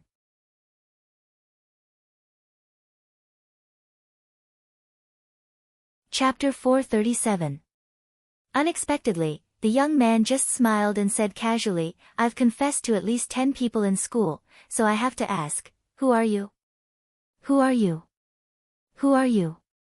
In the camera, Ling Xiao's smiling face froze. Feng Shang saw this and couldn't help but laugh out loud. WNG Lei, who was behind Ling Xiao, was instantly enraged. Are you pretending not to know our captain? Have you forgotten how you treated our captain? Fu Jiu's eyes swept over him indifferently, and she curled her lips into a smile. She sounded apologetic, but the words that came out of her mouth angered him to the core. Sorry, I usually don't have any impression of people who aren't that outstanding. You. WNG Lei didn't expect this person to be so shameless. She even pretended to have amnesia and denied what she had done. Fu Jiu didn't think she was shameless. She had confessed to so many people in the past. Did she have to remember them one by one? It wasn't a waste of brain cells. But, why did she confess to so many people? This Ling Xiao was one of them. If he hadn't mentioned it today, she would have forgotten about it. Or it could be said that this body didn't want to remember subconsciously. She didn't know what the other party had done to make this body want to forget and feel pain in its heart. But Z was Z after all. Since he didn't come with good intentions, she couldn't let him escape unscathed. Ling Xiao smiled again after the embarrassment. He lowered his eyes and said, You're much smarter now. You don't know me? Ha! Then let's see how you behave later. A gay pretending to be straight. After saying this, Ling Xiao was about to leave. But at this moment, Qin Mo opened his mouth. His handsome side profile didn't show any emotion, only coldness and nobility. If he is really a gay, how do you think he will behave with me around? Suddenly, Ling Xiao's face froze again. Because Qin Mo was so much better than Ling Xiao in all aspects. They weren't on the same level at all. Just as Qin Mo had said, any gay with eyes would definitely choose Qin Mo when placed in front of these two people. Qin Mo's type was really attractive to both men and women. Therefore, Ling Xiao's current behavior was indeed a little awkward. Mo Jiu and Mo Jiu were an official couple. Who would give up someone like Almighty Qin for someone else? No one was blind. But from what Almighty Qin said, it seemed like Spade Z wasn't interested in him, let alone others. Did that mean that Spade Z wasn't gay? All the information on the internet was defaming him, was that so? It had to be said that Qin Mo's words were powerful. Not only did it slap Ling Xiao in the face, but it also removed the long-lasting black mark on Spade Z. When the members of the other teams looked at the young man again, they did not look at him with such inquisitive gazes. The reporters naturally did not dare to write any more nonsense. Ling Xiao sneered and left the venue with the Yunzhong team. Before he left, he took another look at Fu Jiu. Those who knew Fu Jiu well knew that the youngster had confessed to someone, which was why Qin Mo had turned to look at the youngster. How many more? Qin Mo's voice was faint. At first, Fu Jiu didn't know that the Almighty was asking her. After she realized it, she said, "What?"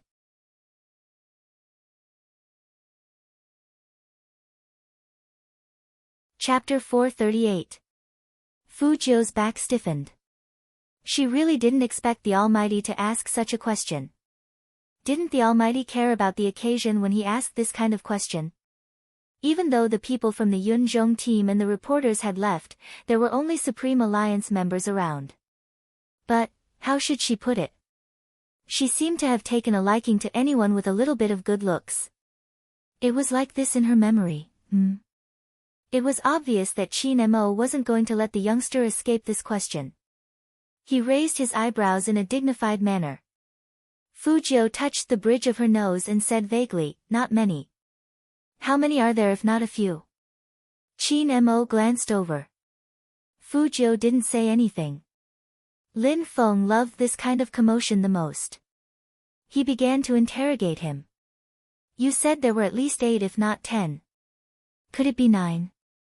Fu Jiu still didn't speak. Lin Feng laughed. "That can't be. You want more? A dozen?" Fu Jiu gave him a look that meant for him to shut up. Lin Feng was shocked. "Don't tell me there are more than 20. With every increase in the number, Qin Mo's face grew colder. Fu Jiu saw that there was no way out, so she simply admitted, "Who hasn't been young? Didn't you confess to someone?" This question was directed at Lin Feng. Lin Feng straightened his back and patted his chest. "How can that be the same? Brother always confesses to girls. What about you, Ling Xiao? F***ck, how did you fall for him?" "How would I know?" This was Fu Jiu's true reaction.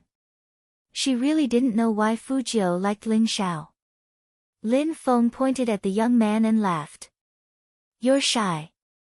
You're definitely shy. Fu Jiu. Shy your ass. Didn't you see how dark the Almighty's face was? Can't you change the subject?" Lin Feng clearly didn't realize this. He rubbed his chin and said, "Do you think you'll go easy on me tomorrow?" "Don't worry, I won't. I'll kill him." In order to stop the Almighty from releasing any more cold air, Fu Jiu even said some harsh words. Who would have thought that Lin Feng would act like an experienced person? He shook his head and let out a long sigh. This is hatred born from love. Big brother understands, big brother understands. "Fu Jiu, someone come and take him away, will you?" Just like that, the topic of conversation never left Fu Jiu. The members of Supreme Alliance were different from ordinary people. After all this happened, they didn't even care about why Fu Jiu confessed to a boy. It was something else. Little Spade. We've been wanting to ask this for a long time. It's fine if you confess to others, but how did you have the guts to confess to Captain? After hearing this question, Fu Jiu subconsciously glanced at the tall and straight figure walking in front of her. It was because of the awkward situation at the Fu family yesterday. And now, Fu Jiu felt that she had to explain. "It's a misunderstanding." "Misunderstanding?" Lin Feng raised his eyebrows. "You're saying that you've never confessed to Captain?" Fu Jiu glanced at the person in front of her again. "I did confess, but it was purely admiration. Admiration, understand? Lin Feng nodded in understanding. The others also revealed expressions of understanding.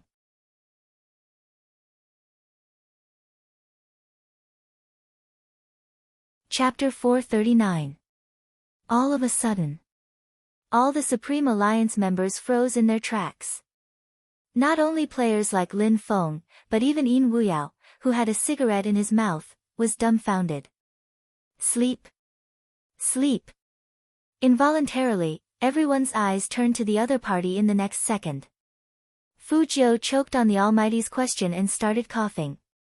The Almighty added another stab slowly, including wanting to keep me, taking off my clothes, and looking at my abs. Are these all appreciation? Hearing that, everyone's gaze on Fu Jiu intensified. Uncle Yin Wuyao had an expression that said, "Little Captain, I didn't know you were such a lustful person. I really couldn't tell from the outside." The other members' gazes were even deeper. The way they looked at her was like they were looking at a pervert. However, the Almighty, who threw down such a huge bomb, still continued to walk forward with his straight posture. In fact, this was not Qin Mo's usual style. It was just that, there were more than 20 people who confessed to him. Qin Mo narrowed his eyes. If he didn't do something about this, who knew what would pop up in the future to distract a certain someone's attention? He originally thought that the youngster only did those things and said those things in front of him. Now that he thought about it, how many people had he said those things to? In the past, he didn't care what Fu Jiu was like. Even in the cafeteria, when the other party said that he liked him, wanted to keep him, and acted like he had money to spare, it had nothing to do with him. But now it was different.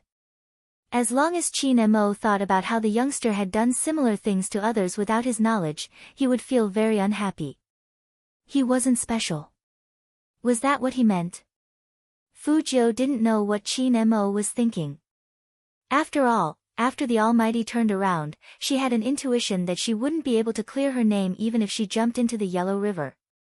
As expected, Lin Feng came over and patted her shoulder. Then, he shook his head and said, "It's really been hard on you. You've been facing Captain every day for the past few days. It must have been hard on you, right? I understand everything. I'm the same towards girls I like. Sigh, I like them but I don't dare to admit it. But you're braver than your brother, you still know how to confess to Captain. But there's one thing we've talked about before, Captain really doesn't like guys, so little Spade, you should just give up. How about this, in order to not let you suffer so much, you shouldn't be in the same room with Captain tonight. Men really don't have good endurance in this aspect. Say, if you take things too hard and do something to Captain, he'll beat you up." With that, Lin Feng turned towards Qin Mo and shouted, "Captain, little Spade will sleep with me tonight." When Qin Mo heard this, he paused for a moment. Two faint words floated over. Up to him. Was he hallucinating? Why did Lin Feng feel that the captain was even more unhappy than before? Moreover, he seemed to be in a fit of pique with someone. Lin Feng raised his head again and looked at Qin Mo's back. Yeah, he was still very handsome and indifferent. He must have thought too much. The carefree Lin Feng reached out and put his arm over Fu Jiu's shoulder. "Hurry up and thank Big Brother. It's not good for men to endure for too long. I'm saving you from a disaster. Captain isn't that easy to sleep with, and you. TSK, it's so uncomfortable." Fu Jiu glanced at him from the side and said leisurely, "You're right. It's not good for men to endure for too long. Aren't you afraid that I won't be able to sleep with Brother Mo and will settle for the next best thing and sleep with you?" Lin Feng suddenly paused. His voice had been muted. After a while, he said again, "Little Spade, tell me clearly, what do you mean by settling for the next best thing? I only want to see Brother Mo's abs when he's like that." "You?" Fu Jiu laughed. "Do you have abs?" A critical hit, an absolute critical hit. Everyone knew that Lin Feng was only pretty, but not handsome. Fujiu shook her head and continued, but it's also safe for me to sleep with you. If you don't have any thoughts, there's no question of whether you can endure it or not, so be happy. Lin Feng. How could he be happy with such a reason? What did she mean by, it's safe for me to sleep with you? He was so unattractive. He had also been pursued by a man in the past. Wait a minute, this didn't seem to be something to be proud of. What the f*ck, how should he reply to show his manliness?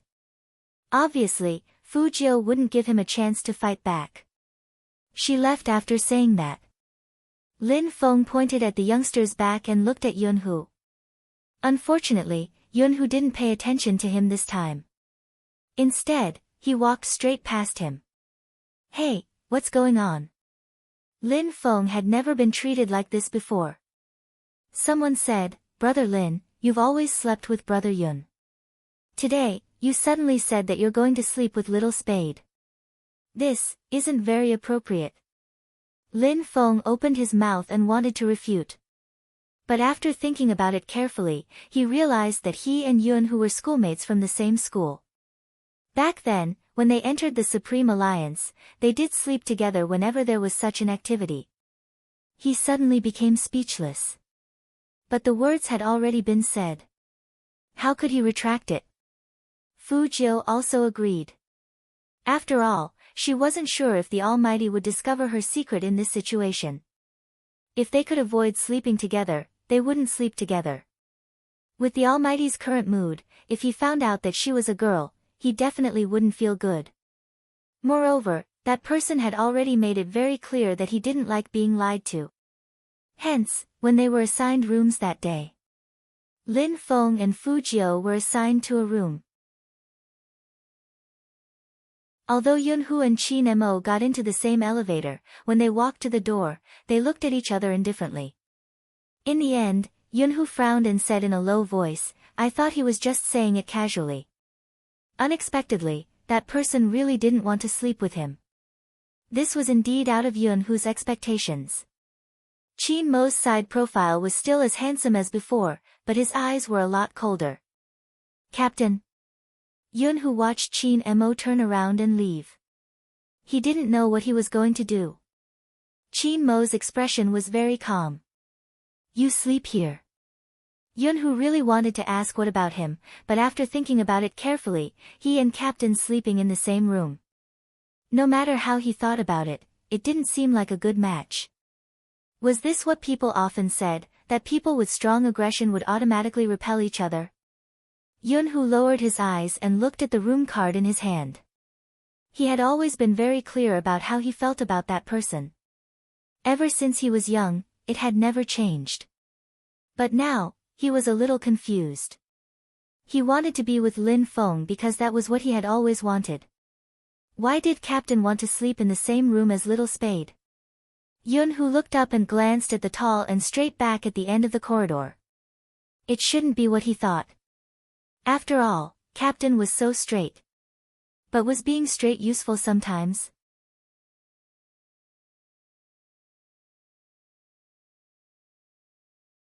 Chapter 440. The night came so quickly that before he could react, the thick fog had already risen outside the window. It's cold outside. Other than Feng Yi, the agent, who had come to Lin City to attend a social event. The rest of the Supreme Alliance members would be resting in the hotel for tomorrow's competition. Fujiu had been looking for the Almighty to resolve the awkwardness, but who knew that when she went to the room, only Yunhu was there. The moment Yunhu opened the door and saw Fujiu, he didn't mind. Looking for Captain? Yeah. Fujiu didn't deny it. Yunhu rubbed his hair. He isn't here, he got a room alone. He's probably the only one who knows the room number. That would be difficult to find. After all, the hotel was so big. Fujiu lowered her eyes and thought about it. She could hack into the hotel's security system, but if she did that, the Almighty would notice something and she would have to explain herself. Forget it, I'll think about it after the competition tomorrow. With that thought in mind, Fujiu decided to leave. Unexpectedly, the moment she took a step, Yunhu spoke up. You can sleep in my room. When Fujio heard that, she raised her eyebrows and looked at Yunhu with a meaningful gaze. Yunhu was very generous. He laughed. I don't want that guy to sleep with anyone other than me. Fujio curled her lips. I understand, but he doesn't seem to understand your feelings for him. It's easier to act if you don't understand. After Yunhu finished speaking, he glanced at the youngster in front of him. When did you become gay? Fujio really wanted to say that she wasn't gay. But Yunhu continued, I saw your confession previously. Fujio didn't know what to do. She could only smile. You can think of it as one of my hobbies. Hobbies? After Yunhu packed his things, he looked at Fujio with a deep gaze. If it's a hobby, it depends on who the other party is. Some people shouldn't confess so casually. But I really admire you for being able to express your feelings in front of so many people without fear, even if the other party is also a man. Fujio. She really didn't want to accept this compliment. Who is the man you're talking about? She tried to recall that she had confessed to him. Yunhu frowned. I met Ling Xiao today. You seemed to like him a lot back then. Don't you remember? Fujio chuckled. Yunhu paused. That's good. Fujio raised her eyebrows. Looking at Yunhu, did she really have an affair with Ling Xiao? He's just toying with you. Everyone can see that. He just wants you to buy this and that. You have a lot of money anyway. Yunhu added another sentence. But it's weird, you seem different from before. At this point, Fujio decided to stop. I went to the hospital once, and it was my head that was hit. After I recovered, I became clear-headed. What happened in the past was because I had a hole in my brain. Yunhu nodded, looking as if he was glad that he knew. Fujio. He really didn't hide it at all. Oh right. Don't tell that guy, I don't want him to know that we're the same kind. The time isn't right yet. He isn't as tough as Captain and can handle any sudden situation. Lin Feng is different, he will definitely be scared off. Fujio really wanted to say that she wasn't the same as him, but Yunhu didn't seem to believe her. After today's series of events.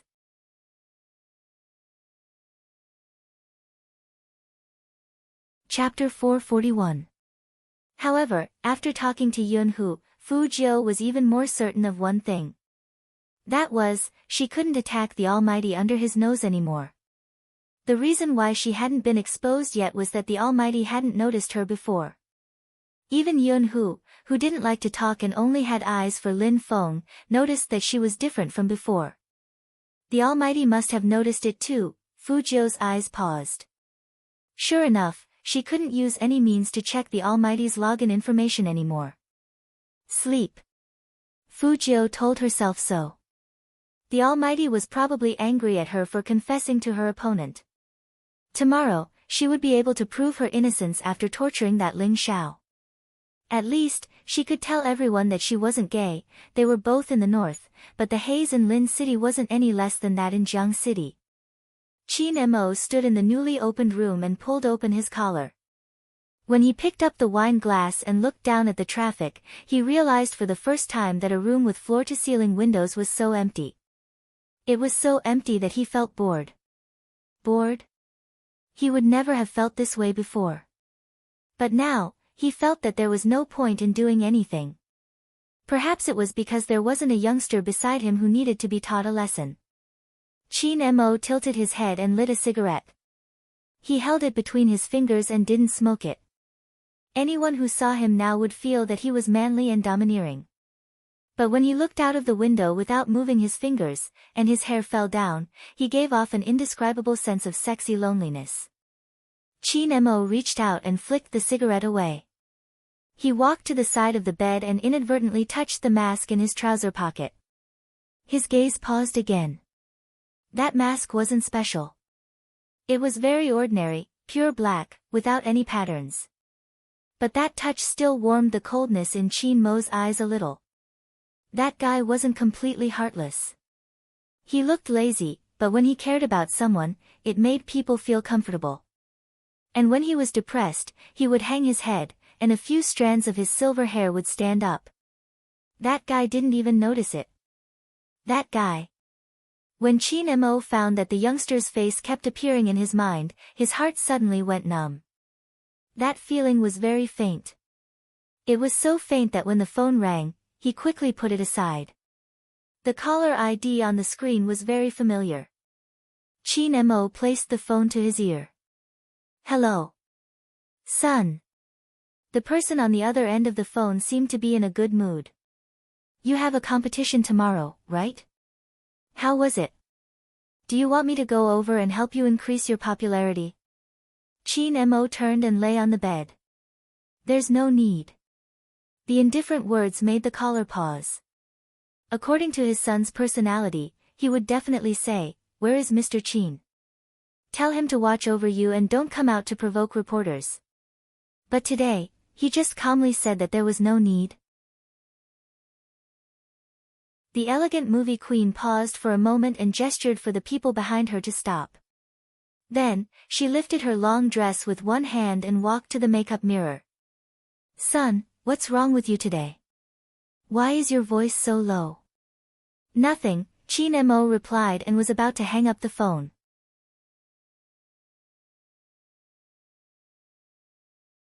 Chapter 442. When Chin Mo heard this, his fingers paused. In the end, he didn't say anything. He only replied with a faint voice, "He's not here." He swiped the screen and closed his eyes. He wasn't in a good mood because the other party didn't treat him as a special person. As soon as he thought of this, it was as if a hole had opened up in his chest. There was an indescribable bitterness. Chin Mo had never felt this way since he was young. It was probably because he had obtained too many things. Some things did not develop according to his expectations, which was why this happened. Chin Mo didn't know why. Perhaps he was used to it. He glanced at the WeChat on his phone. He recalled the expression on the young man's face when he didn't allow him to play with electronic devices. He was so depressed that he looked like a withered tiger. But now that she wasn't by his side, he felt that it was meaningless to look at WeChat like this. However, there was news from the higher-ups. They were all unimportant things. Chin Mo tilted his head. He couldn't fall asleep, as if he was looking for something. He opened the mobile app of Hero and logged in. There were a lot of people using WeChat to play Hero, and many of their avatars were lit up. Only Spade Z's avatar was gray. It seemed like a certain someone knew how to behave now. However, what was that fellow doing now? He shouldn't be sleeping so early. When she realized that she was thinking of the youngster again, she felt a chill run down her spine. Chin Mo's beautiful brows furrowed deeply. On the other side, the elegant movie queen looked at her phone that had been hung up. Her beautiful fingertips touched her lips. That action was very beautiful, especially when she tilted her head and talked to herself. Oldly, why do I always feel that there is a little bit of resentment in my son's tone? Am I thinking too much? Don't worry about me. Madam, young master shouldn't blame anyone. Manager Lee, who stayed behind to take care of the movie queen on behalf of the boss, gave a flawless answer. The movie queen nodded. That was indeed the case. She knew very well that her son was still the same in front of her. However, what was with that moment of gloominess? The movie queen couldn't figure it out either. He simply made a decision. I'll fly back to China tomorrow to cheer for my son. Manager Lee paused. Madam, young master always speaks with his ability. You should know that if it's to cheer for him, it's better for you to stay in Milan. After all, you have a fashion show the day after tomorrow, and the boss has already booked a plane ticket here. If it's for other reasons, well, I just want to see who his pillow is. The elegant movie queen said frankly, you don't know your young master's tone just now. It's obvious that he's unhappy because his bolster isn't around. I know my son a little.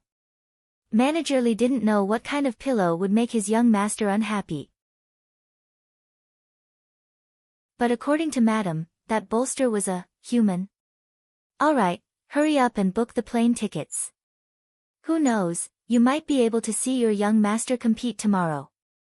I played 2 rounds of hero a while ago, and I'll play another one later. There's a god carrying me. When Manager Lee heard this, he thought to himself, Madam, young master is a god among gods. Who exactly did you find to carry you? Does the boss know about this? Speaking up to this point, the movie queen seemed to have thought of something. She swiped her phone and showed him the screen. Look, it's this person, Spade Z, but he doesn't let me add him as a friend. I heard he's also from our Chin group, so I can go meet him.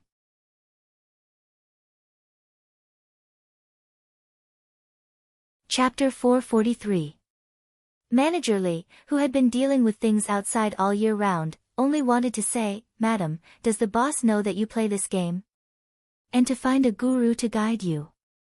Are you sure the boss will be happy? But Manager Lee, who had always been professional, didn't say these things. He only called the boss and was in charge of informing the head of the family. After that, he went to book a plane ticket back to China. However, on this day, 5th Avenue. A seemingly casual newsstand. A very old building. Around it were people coming and going, people attending the masquerade party. A man wearing a black feather mask, with a slender figure, turned sideways and walked towards the newsstand while the people were still celebrating. No one would have thought that there would be a secret door in this newsstand. After entering, it was a very quiet bar.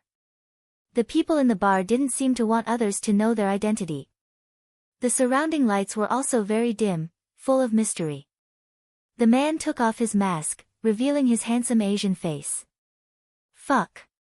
Who else could it be other than Hoshino? He walked to the bar counter and knocked on the table. He shook the wine glass, and the bartender immediately pushed a document to him. This is the recent hacking incident, take a look. Hoshino opened the document and read from start to finish. There was no trace of Z's involvement in any of the incidents. The bartender didn't say much, only saying, the price remains the same as before. Hoshino heard this, signed a check and placed it on the bar counter. After the bartender kept it, he said thank you for your patronage. But Hoshino was not the same as when he came. His eyes clearly dimmed. Even though he put on his mask again, it couldn't hide the gloominess that emanated from his body. There was no news of Z. Not even a bit. Hearing such an answer, he didn't even know how he left the bar. How could Hoshino not understand? All the signs pointed to Z's possible absence. He had always been unwilling to admit it.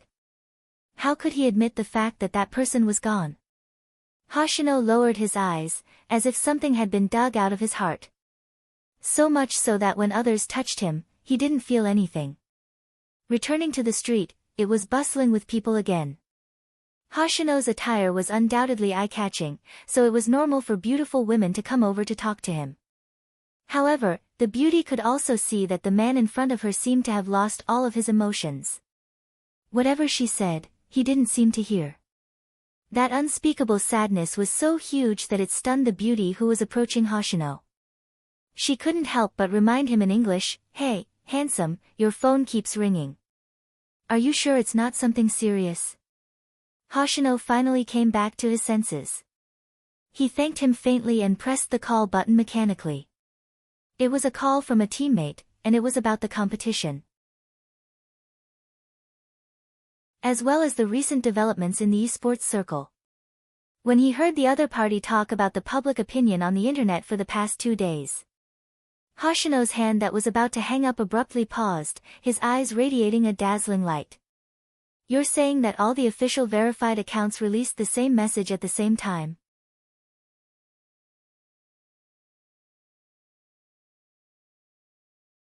Chapter 444. Posting the same message at the same time and the user didn't do anything about it. Hoshino was almost certain that this was a hacking incident. But how could such a thing happen in the esports industry? Where did this happen? Hoshino got straight to the point. Tokyo? That person shook his head. That person shook his head. No, it's China. Recently, there has been a lot of activity there. You know, right? That Chinese MVP who once stood shoulder to shoulder with you seems to have recovered. Right now, he's leading his team in China's regional competition. Speaking of which, when are you coming back? We've scheduled a visit to China next month to watch their national competition. Don't tell me that you're not going to attend again. I will be attending. Hoshino smiled, his gaze sweeping over the cheering crowd. I'll go first, we'll meet up in China. What? Wait a minute, Xing. Before the person on the other end of the call, Hoshino hung up. He was still wearing the black feather mask that symbolized nobility, but his aura was much gentler than before. Even if it was just a similar feeling, he wanted to take a look. There weren't many hacking incidents in China. But what if it was Z? Wasn't it because of this faint hope that he could persevere until now? The night scene on Fifth Avenue was very different from Lin City. The European-style buildings and clean and retro streets didn't have fog. On the other hand, Lin City was covered in fog with the unique coldness of the north. It was time for a competition. No one fell asleep the moment they laid down. When they woke up the next day, even Lin Feng was telling himself.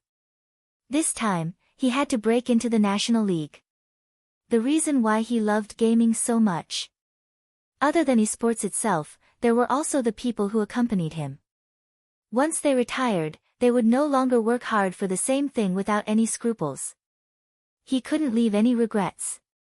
He didn't want the guy beside him to see him fail like last year. That wouldn't be handsome at all. Lin Feng lifted his thin lips. He hooked his bag with one hand and placed the other on Yunhu's shoulder, walking out of the hotel just like that. There was a reason why these two people were called a couple. They had grown up together. The Yun family had said many times that they wanted to send Yunhu overseas. This battle was really the last time they fought side by side. Therefore, he could only win and not lose. Fu Jiu was probably the most relaxed.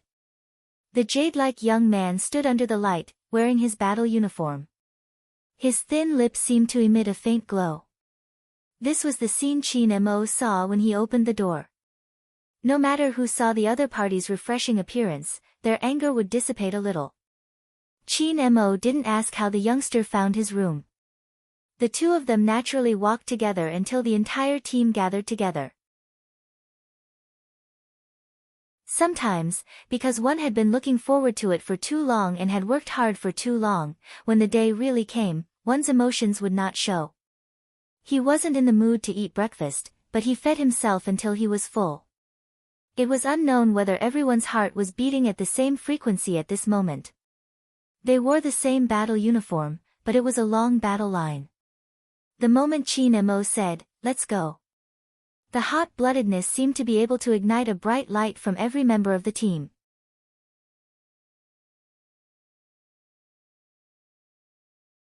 Chapter 445. They didn't know if enemies were bound to meet on a narrow road. The Supreme Alliance's first team was none other than the Yunzhong team.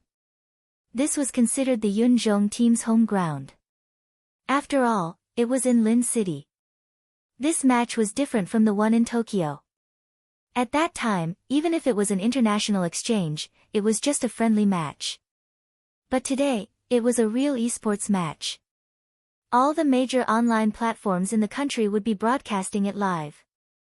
For example, Douyu, Battle Flag, and so on. Don't underestimate the influence of Hero. Many celebrities also like to play this game. Therefore, even if it was a small regional competition, it attracted a lot of media attention. Of course, the teams that came to the competition also knew about it. There was another reason why so many reporters came. It was because the Yunzhong team, one of the top 4 teams in the country, and the extremely popular Supreme Alliance were here. It was no wonder that the former didn't like the latter. Because some people always thought that the Supreme Alliance was just a little handsome. Why did they have more screen time than them? In the Yunzhong team, there were even some arrogant newbies who thought that the reason why Almighty Qin was bragged about so much was because of Feng Yi's publicity. If he was just an ordinary person like them, there wouldn't be so many people saying that he was the most valuable esports player in the past decade. As a provincial team and one of the top 4 teams in the country, the Yunzhong team was very strong both in terms of fans and backup. The competition was divided into 1v1, 2v2, and 5v5. Each team member could only participate in one of them. When it came to the second match, there would be a change of players. This was the competition system. 1v1 would compete first, and the second would follow. After the commentators were in place, the online live broadcast officially began. As everyone can see, the players of the 2 teams are in place. The entire competition will last less than 2 hours. Fans and otakus will have some benefits to watch. Oh right, old Jiang, you've been in the esports circle for some time now. I wonder which team you're more optimistic about this time. There were usually 2 commentators in an esports competition to hype up the atmosphere. Of course it's Yunzhong. The shoutcaster straightened his earpiece and said in a clear and logical manner, you and I both know Qin Mo's maneuvering. He is definitely at the level of the Almighty and no one is his match in a one-on-one battle. But you can't deny that he has been resting for the past year. For an esports player, if they don't practice often, their hand speed will decline. Qin Mo is no longer at his peak. Besides, even with an almighty like Qin Mo, he can only participate in 1 match. What about the other 2? The scale of the Yunzhong team wasn't just 1 level higher than last year. Moreover, the Supreme Alliance lost to the Yunzhong team last year, which was why they didn't enter the national qualifier. Therefore, I would definitely stand on the Yunzhong team's side. Of course, this was all my personal opinion. Fans of the Supreme Alliance, please don't criticize me. It was obvious that the commentator was looking at the game with a biased eye. After he said that, the atmosphere couldn't help but become a little awkward. However, what the live streaming platform cared about was not these, but the number of viewers and topics. That was why they had hired this commentator.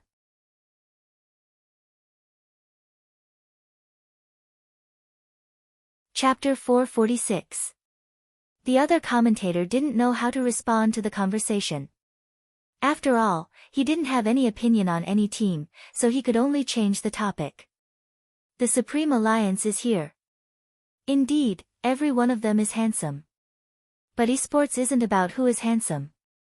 The shoutcaster called Old Jiang always had a disdainful smile on his face. Even the people sitting next to him could tell, let alone the Supreme Alliance's side.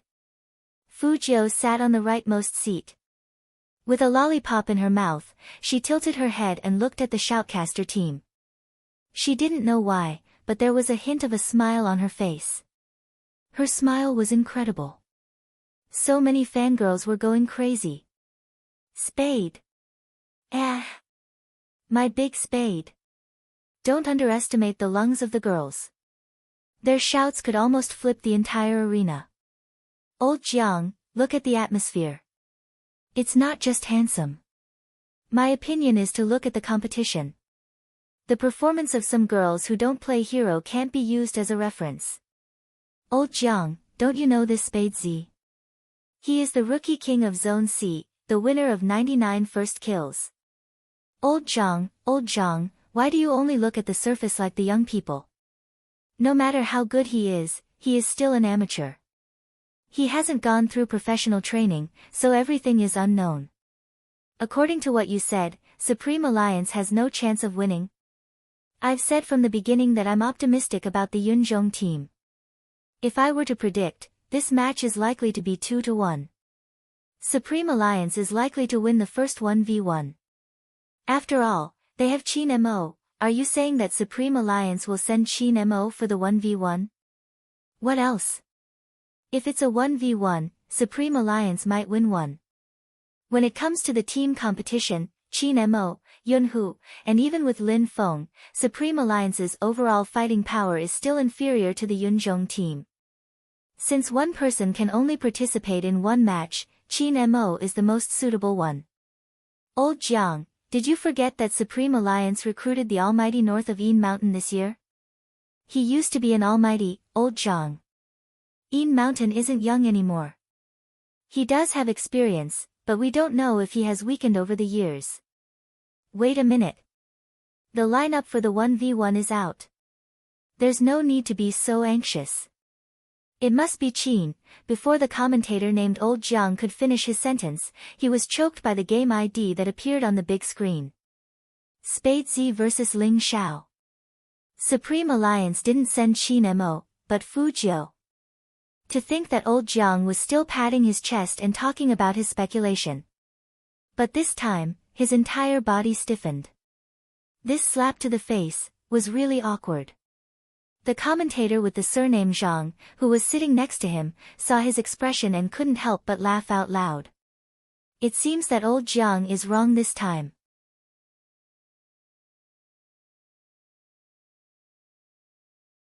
Chapter 447. The shoutcaster's voice was transmitted through the microphone. This meant that before she put on her headphones, she could hear the shoutcaster's words. She tilted her head in that direction again. Her silver hair fell down, revealing a devilish handsomeness, like a vampire's smile before sucking blood. Dangerous and unpredictable. But someone else said, "This Spade Z isn't that great, is he just going to let the shoutcaster talk?" Even though I think Spade Z is good, everyone has seen Ling Xiao's maneuvering.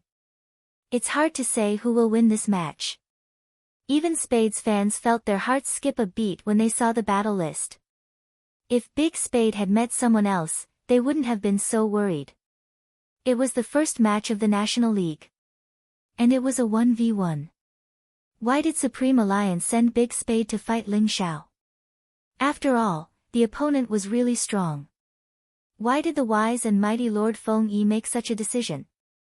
Uncontrollably, the fans turned to look at Feng Yi. In fact, it wasn't just the fans, even the Supreme Alliance members were looking at Feng Yi. Feng Yi pointed, directing them to the Almighty sitting at the player's seat. When everyone saw it was Qin Mo, the lethality of their gazes weakened. Which meant that Almighty Qin had sent Big Spade. Almighty Qin had chosen this battle order. Why? Lin Feng wanted to ask this question too. "Captain, it isn't good to let Little Spade fight Ling Xiao alone. After all, this is his first time playing a professional game. What if he really lost?" Qin Mo was still indifferent and dignified. His tall and straight back was draped with his uniform jacket. His gaze swept over Lin Feng. "What's wrong with that? It's just the right way to deal with someone who thinks he's the best after a confession." Why did the Almighty's words sound like he was asking his current girlfriend to slap the person who had feelings for her in the face? It had to be said. The Almighty's method was too profound. Other than Yun, whose finger pausing for a moment, the slow Lin Feng didn't understand at all. "Captain, are you testing Little Spade's loyalty to Supreme Alliance?" "Don't worry, he knows what's important. An ex-boyfriend is nothing." "Ex-boyfriend?" Qin Mo's voice was calm as he raised his eyebrows in Lin Feng's direction. Yun, who pulled Lin Feng back and stuffed him with half a cup of water. "Drink more water and talk less." "No, I'm afraid that if I drink too much, I'll want to boo during the match." "Then hold it and pretend to drink." With Yun whose control, Lin Feng wouldn't be hurt by the cold air emitted by Qin Mo's ex-boyfriend. It was inexplicably unpleasant to the ears. On the other hand, the members of the Yun Zhong team smiled when they heard the name list. Even when Fu Jiu walked over to the computer, they were still shouting. "Are you sure you did that to my captain? Pfft, he might take the opportunity to throw the match." "Even if he didn't throw the match, do you think this person can beat captain? It's ridiculous to have a gay out."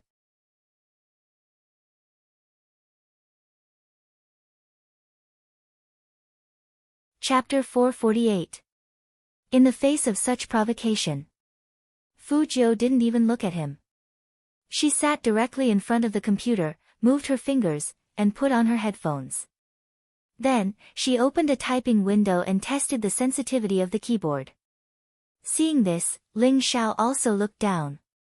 The youth now was indeed different from the one he knew in the past. If he had been like this before, he might have been more or less interested. But until now, he wasn't sure if this was a new trick of loosening the reins only to grasp better. Whether it was or not. He really wanted to trample this person under his feet now. And Qin Mo. Was he looking down on him? Sending a newcomer to 1v1 with him? Then he would show him the strength of the national top 4. Booting up and logging in. Whether it was Fu Jiu or Ling Xiao, they were very fast when doing this. The profile of their faces with the black headphones revealed a sense of coolness. But Fu Jiu was the only one who was playing games and eating a lollipop at the same time. While the players are choosing their characters, let's analyze why Supreme Alliance sent Spade Z out. Just now, Old Jiang said that Supreme Alliance played a bad hand. I just thought of a possibility. Could it be that Qin Mo's hand hasn't recovered and isn't suitable for a 21v1? That's why he sent Spade Z out. The commentator surnamed Zhang is still relatively neutral. Old Jiang laughed. Then Supreme Alliance is in trouble. If Qin Mo's hand hasn't recovered yet, I'm afraid they can't even win one game. This is really the home court of the Yunzhong. Okay, enough talk. Let's watch the game. The two players are ready, and the national regional competition officially begins. As the commentator's voice fell, Fu Jiu and Ling Xiao entered the hero page at the same time. According to the esports competition rules, the opponent's Crystal City had to be conquered before 3 deaths. Once someone was killed 3 times, the game would automatically end, and whoever died would be the loser. The fans began to worry again. Because the game character chosen by Ling Xiao had a much higher attack power than Big Spade to a certain extent. Ling Xiao also laughed at this moment. He stared at the screen as if he was a different person. His left hand was on the keyboard, and his right hand was moving the mouse. He bypassed the defense tower in the middle lane and directly chased in Fu Jiu's direction. A series of critical hits were about to land. If the person standing in front wasn't Fu Jiu, but someone else, they would definitely be trapped there and killed instantly. But because it was Fu Jiu, the situation of being insta-killed did not happen. As the silver light fell, she operated the mouse and suddenly jumped to the left. With a beautiful maneuver, she directly crossed the grass and avoided most of the shots. Even so, she had lost a third of her HP. This battle situation was directly synchronized on the big screen. The members of the Yunzhong team were delighted. It's useless, don't think you can escape Captain's pursuit just because you dodged that. Spade Z is dead for sure this time. The FC King is just a title that can be used in front of ordinary gamers. Now that he's here, let him know that with us around, he isn't fit to be called king. On the screen, Spade Z was still moving, but this time, she wasn't killing anyone on sight like before. Instead, she was attacking the defense tower.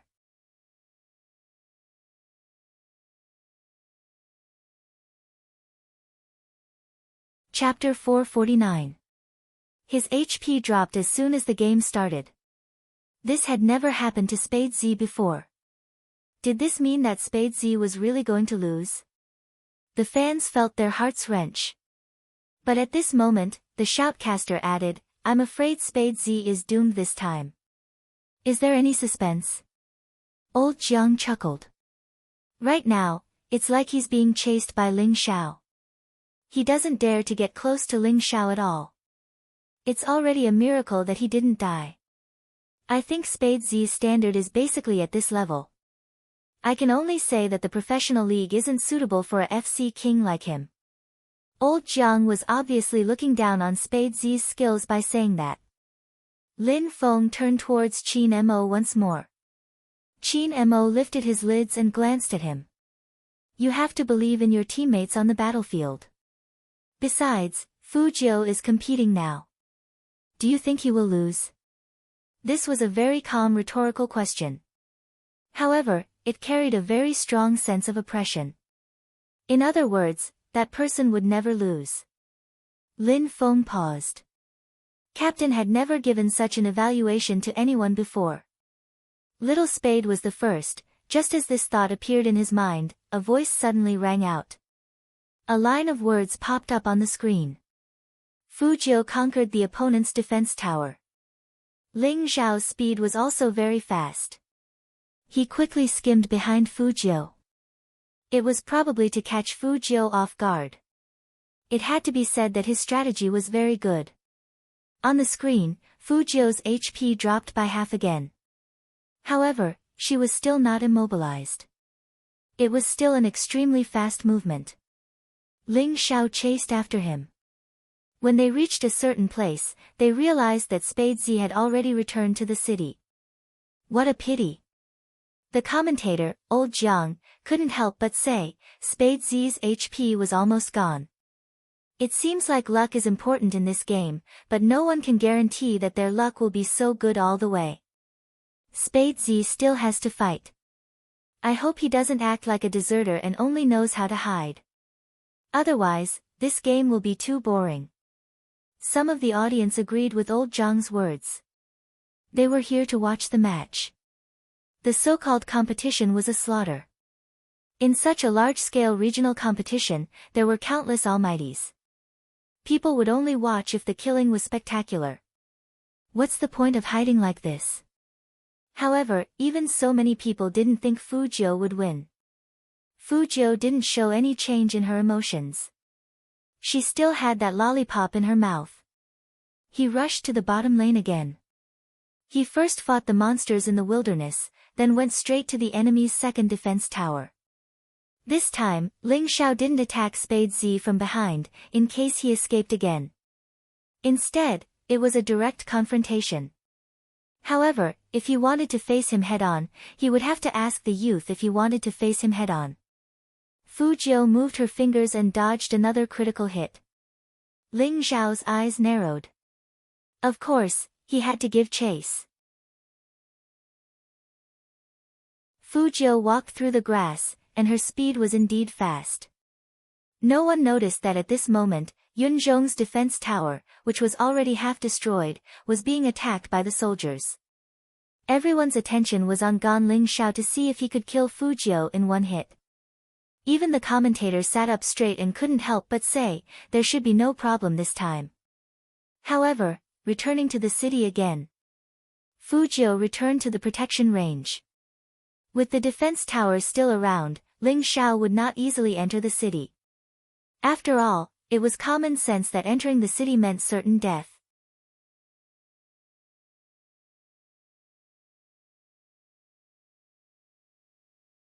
Chapter 450. The FC King of Zone C is like this. He didn't get this by fighting, he got this by hiding. I really don't understand how someone like this can participate in the professional league. Discussions were going on all over the field, but the Supreme Alliance members didn't know what was going on. They didn't feel anything. Spade Z was even better at doing things his own way. For the third time, he was fighting monsters in the wild, heading towards the top lane. At this moment, people heard the second noise. That was another defense tower in Yunzhong fell. Ordinary people couldn't understand what was going on. But anyone who had been in contact with Fu Jiu knew that this guy had a dark heart. To put it bluntly, Hero was a siege game. That guy couldn't be planning to. Lin Feng lifted his head abruptly, glancing at the screen where the character dashed through the bushes. He lowered his voice because of a certain speculation. Do you think it's a coincidence that Little Spade has been fighting monsters in the wild? Yunhu glanced at him. What do you think? I feel like he has a premeditated. Lin Feng didn't finish the word, premeditated. On the screen, Ling Xiao jumped out of the grass. It was a beautiful move, and a little carelessness would lead to a critical hit. Spade Z lost HP again. The shoutcaster immediately said, nothing can happen more than 3 times. This time, Spade Z can't escape. The people in Yunzhong stood up and shouted, Captain, chase him. This time, don't let him escape. However, just when people thought that Spade Z was going back to the city with that jump, the game character suddenly stopped and pulled back his fingers. As the sword's shadow rotated, Ling Xiao was caught off guard, and he lost 2 drops of HP. No one expected Spade Z to fight back at this moment. The shoutcaster's mouth froze. But in a game, people didn't have that much time to make expressions. After Ling Xiao was pierced, his speed also decreased. At this time, he couldn't win in a one-on-one fight because he didn't have any big moves left. After the shock, Ling Xiao didn't hesitate. He ran to the left and retreated to the defense tower. What a false alarm. The shoutcaster didn't finish his sentence. A figure suddenly appeared behind Ling Xiao. Spade Z's ID was still there. It was just that his movements were too fast. Before anyone could react, he had already rushed over, leaped up, and used a critical strike. Ling Xiao didn't even have the slightest bit of preparation before receiving such a blow. When people saw this scene, they couldn't believe their eyes. But Spade Z's ID was still there. When he landed, his black battle robe glowed with a silver light. This was under the tower. If he killed someone, he wouldn't be able to live. But was that really the case? All the cameras in the venue were pointed at the silver-haired young man sitting in front of the computer. His face was so handsome that it seemed a little unreal. What was even more cool was the youngster's positioning and mechanics. The crisp sound of the keyboard was like rhythmic music. And the youngster's slender fingers were really fast on the keyboard. Before the cameras could lock onto that movement. On the screen, Spade Z's ID flashed and jumped out of Defense City's attack range. It was still shining with silver light. The reflection was in everyone's eyes, and even their eyes were swaying. Following Ling Xiao's fall, they heard the game's special effects sound. You're tuning in to the Blissful Bookshelf YouTube channel. We're so grateful for your support, and don't forget to subscribe to join us on this incredible journey through captivating stories. Your generosity through donations truly makes a world of difference, as it's the primary source of revenue that allows me to expand and enhance this channel for you. Thank you from the bottom of my heart for being a part of this adventure.